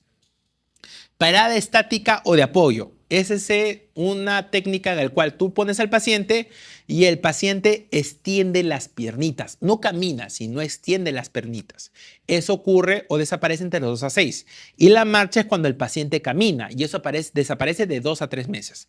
El reflejo de Galán es cuando el paciente se coloca de cúbito ventral sobre sus manos y se roza con el dedo el lado de la columna. O sea, lo pones a leve así como si fuera un camote, lo sopas, tocas un lado de la columna y el paciente se va a girar de un lado hacia el otro y curva su columna al momento donde ocurre el estímulo. Entonces me preguntan, ¿cuál es de esto? O sea, el reflejo de este paje está, la presión palmar también, el reflejo de colación también, el de búsqueda también. El que no está es de paracaídas. Doctor, pero yo no me voy a acordar esto de memoria. Usa la lógica. El reflejo de paracaídas, ¿qué está usando el paciente con la cabeza? Sosteniendo. El control cefálico no aparece hasta los 3 meses, por lo tanto no es algo que aparece recién. ¿Estamos de acuerdo? Ok. Los primeros dientes en brotar, ¿cuáles son? Muy bien, incisivos centrales mandibulares son los primeros que brotan a los 6 meses. ¿Y cuáles son los primeros en desaparecer? Esos mismos. ¿Pero cuál es el primero en aparecer de forma permanente? Muy bien, el molar. ¿Hasta cuándo puede aparecer los dientes? 12 meses o 13 meses. Después de eso, pues puede ser, hay que precaución, observación, puede ser patológico y la mayor causa o la causa más frecuente de retraso de erupción dentaria, ¿cuál es? Idiopático. Venga Dios a saber por qué pasa. ¿Ya? Es idiopático. Pero lo normal es que ocurra. Y doctor, entonces, ¿por qué nos preocupamos? Porque si no hay dientes, ¿cómo vas a masticar? Retrasa el desarrollo motor. Por eso es importante. ¿Ya? Y también el pronunciamiento de las palabras, porque existen palabras dentales. Dicen, doctor, pues es idiopático, ¿por qué nos preocupamos? Ya, pero ¿cómo va a masticar el niño? ¿Cómo va a comenzar a pronunciar? Se afecta todo, ¿no? Ya, por eso. Los primeros dientes que aparecen en el niño son, lo dijimos otra vez, ¿cuáles? Los mandibulares, dale. Se considera retardo de la erucción dentaria cuando no ocurre a partir de los 13 meses en adelante. Causa más frecuente, idiopática. Preocupación es que no pueda comer, masticar y no pueda pronunciar las letras dentales. ¿A qué edad que inicia la erupción dentaria? De 6 a 8 meses, ¿no? Claro que sí. El síndrome del biberón, ahí está, que desarrolla caries y destrucción de los incisivos superiores. Está en relación a la administración precoz. Ahí ves, síndrome del biberón agudo, menos de 6 meses. ¿Por qué? ¿Qué cosa te puede dar caries? El dulce. ¿Cuál de todos esos tiene dulce? ¿El gluten, el legumbre, la soya, la leche de vaca o el zumo de fruta? La fruta, muy bien. Ya están listos. Cuando tengan sus hijos, ustedes mismos son. Adolescente, Tanner, vamos. Tanner. Adolescente presenta vello púbico. Ya, a ver. En la base del pene que se extiende a la región inguinal. Recuerden ustedes, vello púbico 1, no hay. Vello púbico 2 es lacio. Vello púbico y puede estar en la base. Vello púbico 3, rizado, que no cubre toda la sínfisis del pubis, no cubre todo el pubis. Vello púbico 4, cubre todo el pubis, es rizado, pero no llega al muslo. BP5 sí llega al muslo. ¿Estamos de acuerdo? Vamos. Testículo menor a 4, 1. Tanner 2, de 4 a 6. ¿Estamos de acuerdo? Si te preguntan, ¿cuándo comienza la pubertad en un varón? Cuando el volumen testicular llega a 4 en adelante. Tanner 1, de 0 a 4. 4 a 6, Tanner 2. Tanner 3, de 6 a 12. Tanner 4, de 12, esto es variable, porque unos dicen 12 a 20, otros dicen de 12 a 15. ¿Estamos de acuerdo? Y Tanner 5 es de 15 a 25. ¿Estamos de acuerdo? ¿Dónde ocurre la máxima velocidad de crecimiento? En el Tanner 3. Pene. Grado 1, pene infantil. Grado 2, sigue siendo infantil. Grado 3, crece en longitud. En el G3 todo crece. El pene también crece en longitud. Y en el G4 se agranda, se ensancha. Entre el 4 y el 5 aparece el glande. ¿Estamos de acuerdo? Y en el 5 tiene sus características adultas, erectas y no erectas. ¿Estamos de acuerdo? Por lo tanto, si a mí me dicen un vello púbico que se extiende ya hacia la zona del muslo, ¿qué cosa es? 5, se acabó. Muy buena pregunta, porque es categórica nomás. Vamos. Según la clasificación de Tanner en el varón, en el estadio 3, ¿qué cosa va a ocurrir? Botón mamario, estamos hablando en el varón, no te pases. ¿El botón mamario puede aparecer en un varón? Sí, pero eso no se llama telarquía. ¿Cómo se llama? Ginecomastia. El término ginecomastia solamente es para varones. Nunca usen ginecomastia en mujeres. Si lo usan, nunca digan que me han visto en su vida, porque ginecomastia es un término solamente para varones. La ginecomastia en varones puede ser fisiológica y eso quiero que se lo lleven.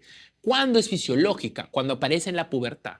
¿Cuándo le dije que crece todo en el hombre? En el G3. Por lo tanto, la mama también puede crecer en el G3. La diferencia es que solamente dura máximo un añito. ¿Y qué haces? Observas nomás. ¿Listo? Ok. En cambio, la patológica es la que ocurre previa a la pubertad. La que aparece demasiado rápido, la que aparece con galactorrea, la que dura más de un año. Eso sí puede ser algo patológico, tumor y otras cosas más que ya está fuera del cráneo. ¿Estamos de acuerdo? Ok. Testículo de 1 a 2 con Tanner 3 no te pases. ¿Cuánto es el Tanner 3? De 6 a 12. Nada que ver. Escroto laxo. No sé, el escroto no está definido en el panel de Tanner. Vellosidad en base del pene. Puede haber una pequeña invasión del pene, pero eso más jodido. ¿Qué cosa más?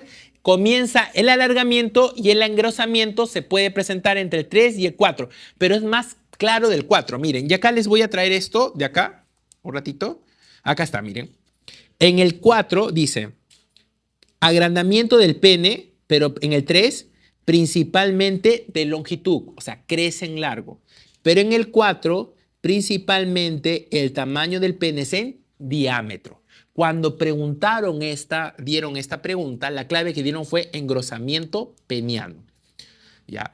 No es una pregunta perfecta, pero hay que considerar el año. ¿Estamos de acuerdo? Y en segundo lugar, como le mencioné en la literatura, principalmente lo largo es en el 3 y el grosor es en el 4.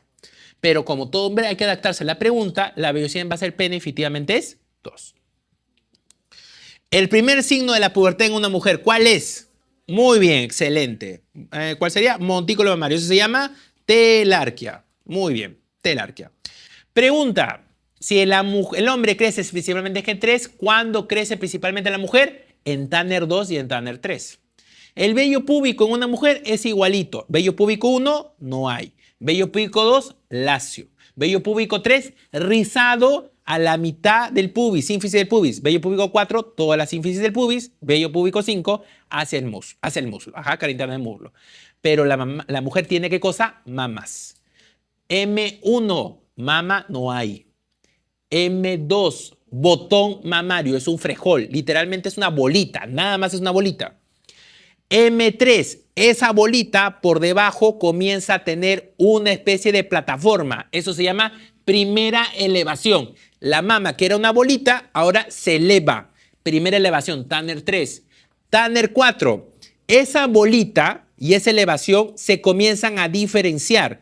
Esta bolita comienza a crecer más y esta elevación también, pero a diferentes ritmos. Se produce un doble contorno. Y como la bolita crece, se produce una doble elevación. El doble contorno, la doble elevación ocurre en el Tanner 4. Y en el 5, el pezón sobresale de esa bolita. ¿Estamos de acuerdo? Ok. Una mujer se presenta en la consulta con una hija de 3 años porque ha detectado que hay un ligero desarrollo de mamas. Pregunta, ¿cuándo comienza la pubertad en un varón? A partir de los 9. Muy bien. ¿Cuándo comienza la pubertad en una mujer? A partir de los 8. Excelente. Si comienza antes, se le dice pubertad precoz. La pubertad precoz tiene que ser ¿qué cosa? Signos puberales ¿con qué cosa? Con LH y FSH altas. Si la LH y FSH no están altas y aparecen estos signos puberales, no es pubertad. ¿Y eso qué haces? Solo observas. Pero si tiene LH y FSH y aparecen estos signos antes, eso sí es pubertad precoz y hay que tratarlo. ¿Listo? Dice, mujer que tiene a su hija de 3 años, que le han detectado un ligero desarrollo de la mama desde hace 3 meses. ¿Estamos de acuerdo? No hay historias relevantes. Efectivamente, al examen físico muestra un estadio de Tanner 4. Imagínense, 3 años con Tanner 4. Pero no tiene vello púbico y axilar. Poco raro, ¿no? En la pubertad, un Tanner 4, ¿no? De mama y que no tenga vello púbico. Medio raro, parece que solamente la mama estuviera creciendo. Los genitales externos son normales para la edad, o sea, son infantiles. Y la ecografía revela que hay un pequeño útero, que es normal en una bebé, y la radiografía muestra una edad ósea de 3 años. Ok, un concepto más. Cuando hay pubertad precoz, ¿hay hormona sexual? ¿Sí o no? Sí. ¿Y qué hace la hormona sexual? Cierra el cartílago. Por lo tanto, ¿cómo está la edad ósea cuando se activa la pubertad? ¿Avanzada o retrasada? Comienza a avanzar más. Si yo tuviera 5 años y tuviera pubertad precoz, ¿cómo estaría mi edad ósea? Como de 8, como de 9. Por lo tanto, concluyo que la principal complicación de la pubertad precoz, ¿cuál va a ser? Talla corta. Porque los niños no llegan a disfrutar o explotar su cartílago porque todo se cierra rápido. ¿Estamos de acuerdo? Si mi hija En este caso, tiene 3 años con botón mamario, pero su radiografía está igual que su edad cronológica. Pregunta, ¿hay avance o no hay avance en la edad ósea? No lo hay. Por lo tanto, ¿se activó la pubertad, sí o no? No, porque no hay hormona sexual, ¿se dan cuenta? Por lo tanto, la pregunta, ¿esto es pubertad o no es pubertad? No, esto es algo normal y solamente se observa. Entonces, ¿qué seguiría? Administración de hormona de crecimiento ni avalas, porque eso ni siquiera es el tratamiento de pubertad precoz. Análogos de GnRH de tratamiento de pubertad precoz. Mamografía no, biopsia mamaria no, seguimiento. Esa sería la clave. Cuando un paciente hace seguimiento, ¿ya? Se hace el seguimiento de esta condición, no significa que tu paciente ya no tiene eso y ya se acabó y tú lo botas. No, tienes que hacer el seguimiento porque en algún momento puede ser que se active la pubertad. Vamos. 103. Madre y su hija de 16 años acuden a consulta ya que la hija no ha menstruado. ¿Cuándo debe aparecer como máximo la pubertad en una mujer? ¿Cuándo debe aparecer como máximo? 13 años. O sea, tiene como máximo los 13 años para comenzar el botón mamario. ¿Estamos de acuerdo? Y la menstruación máximo, si es primaria o si es secundaria. Claro, 16 años habla en literatura, ¿no? Y en el caso de que fuera un varón, tiene hasta los 14 como máximo para comenzar su desarrollo puberal. Si tú no tienes desarrollo puberal a esa edad, tienes que pensar que hay algo que no está activando los hormonas sexuales y eso ya es patológico. Pero me preguntan, mira, me dan un floro y me dice, está muy preocupada de aplicar principio de pubertad, La pregunta es, ¿cuál de los siguientes describe mejor la secuencia normal de cambios puberales? Esa es una pregunta conceptual, solo que la primera parte es una introducción. ¿Cuál sería lo primero que aparece?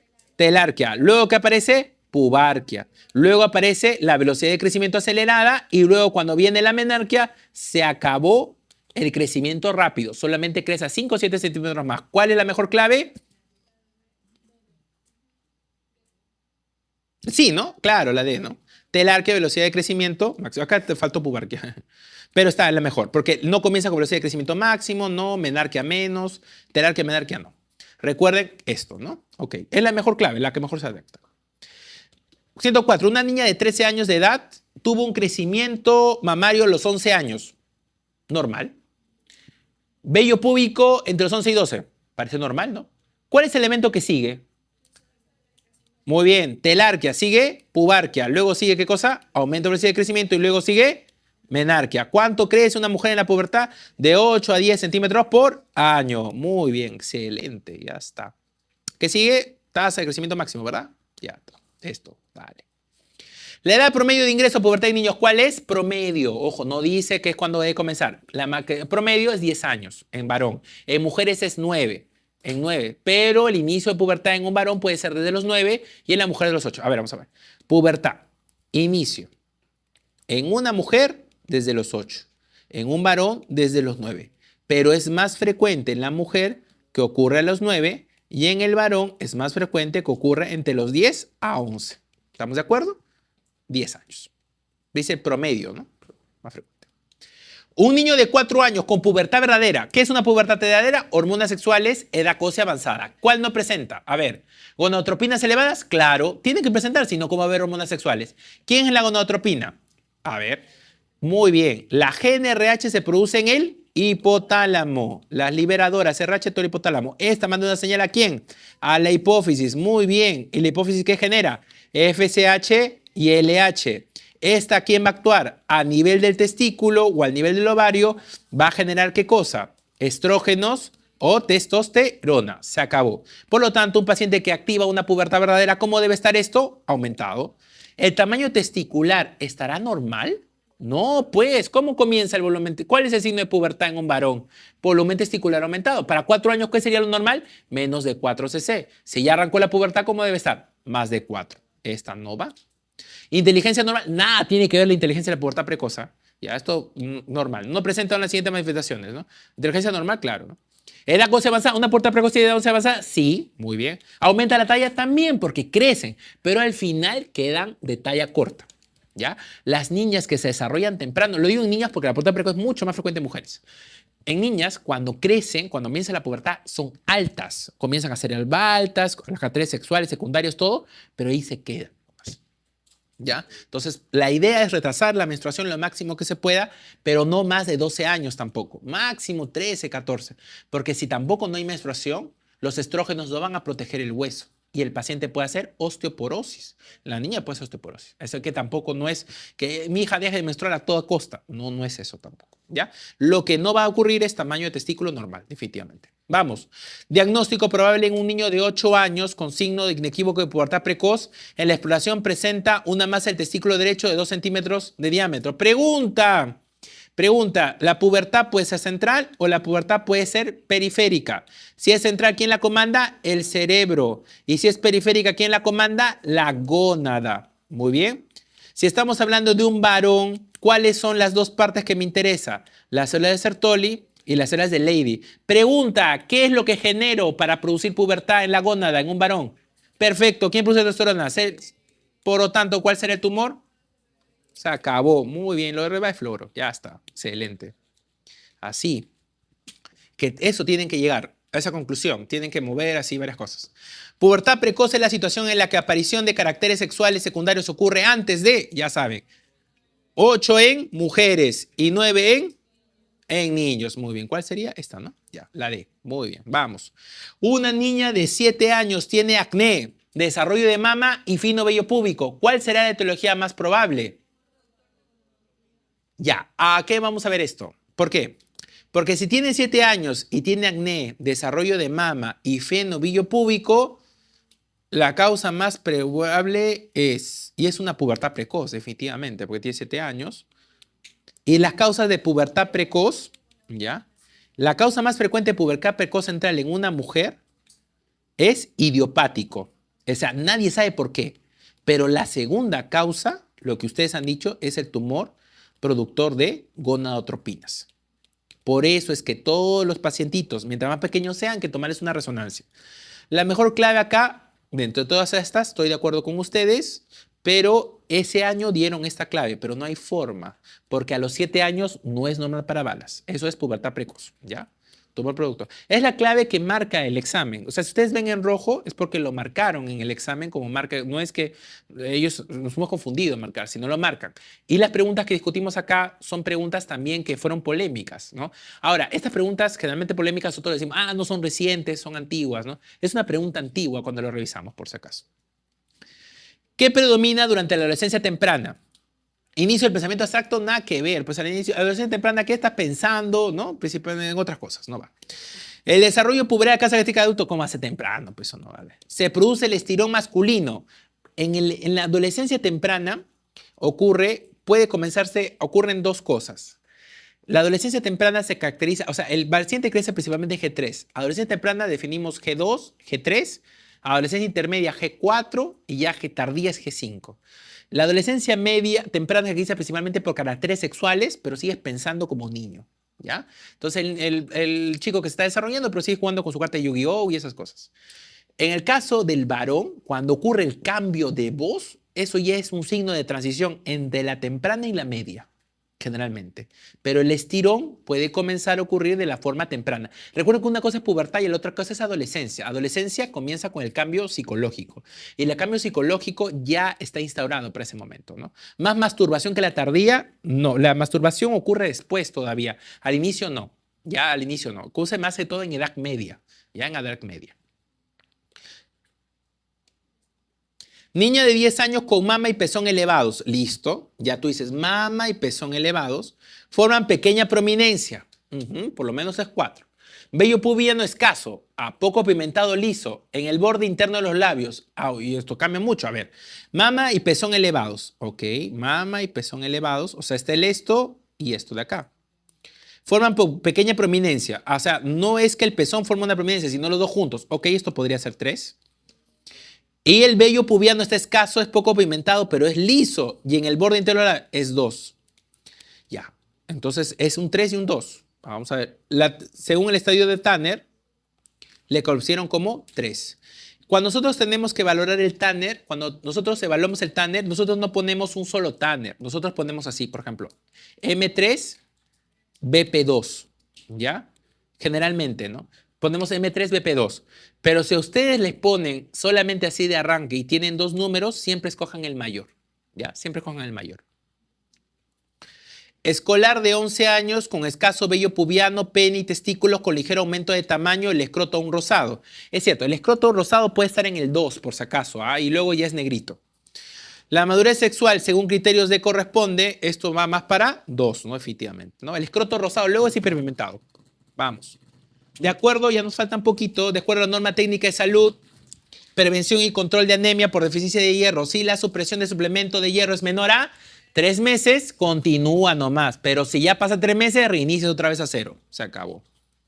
Listo. Ya ahí está. 3 meses. Esto es literal.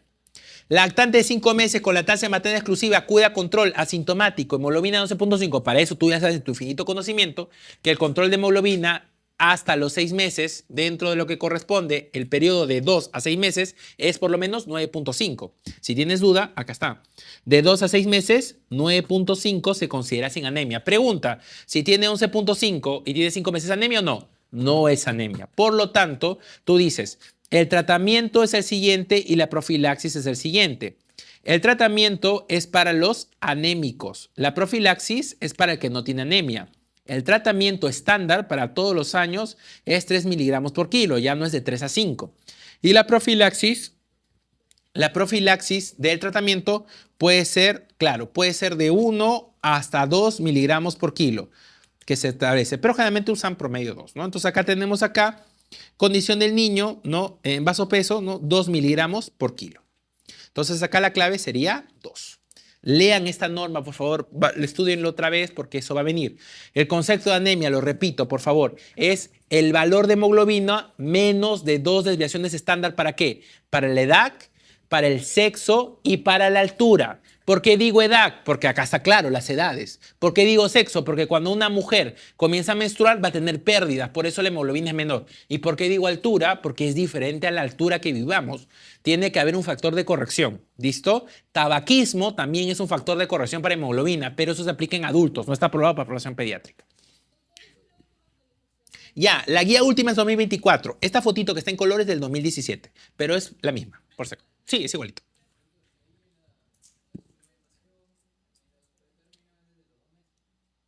Muy buena pregunta. Ya.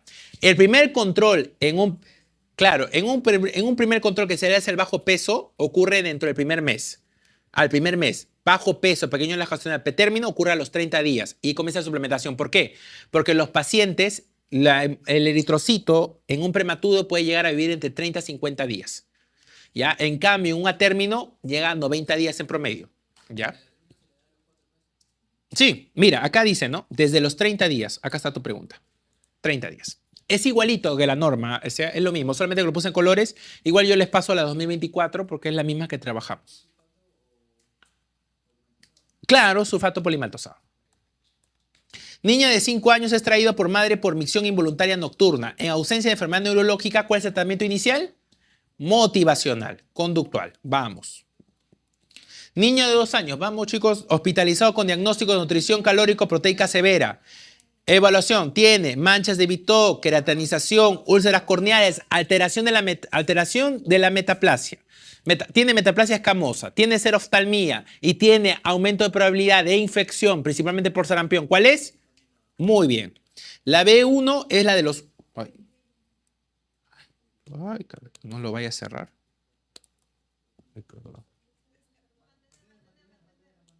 Ya, ya. Ya la, ¿no? Esta se cortó. Ya, la. Sí, ya nos vamos ya. Ya está. Ya estamos, ahora sí. B1, nombres raros. Beriberi, Cosaco, Wernicke. B6, piridoxina, neuropatía periférica. Metrotexate, tratamiento TB. B3, la niacina, la pelagra, las 3 dermatitis, demencia, diarreas. La vitamina C, escorbuto, hidroxilación de colágeno. Ya, son palabras claves. Acá está todo el cuadro. Vamos.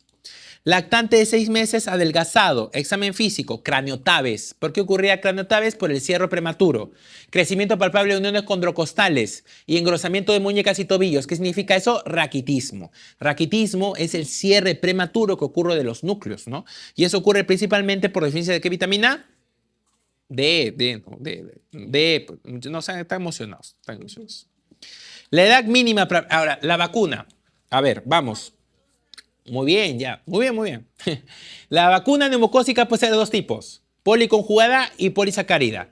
La policonjugada es la que le pones al bebé. ¿Por qué es conjugada? Porque le pones una proteína para generar inmunidad. Esa proteína deriva de la difteria, el carrier de la difteria. ¿Está bien? Pero a partir de los años, tú ya no necesitas esa proteína porque ya la vacuna por sí sola puede generar inmunidad porque tiene su sistema inmunológico más parado. Esa es la polisacárida, la que le pones a tu abuelito.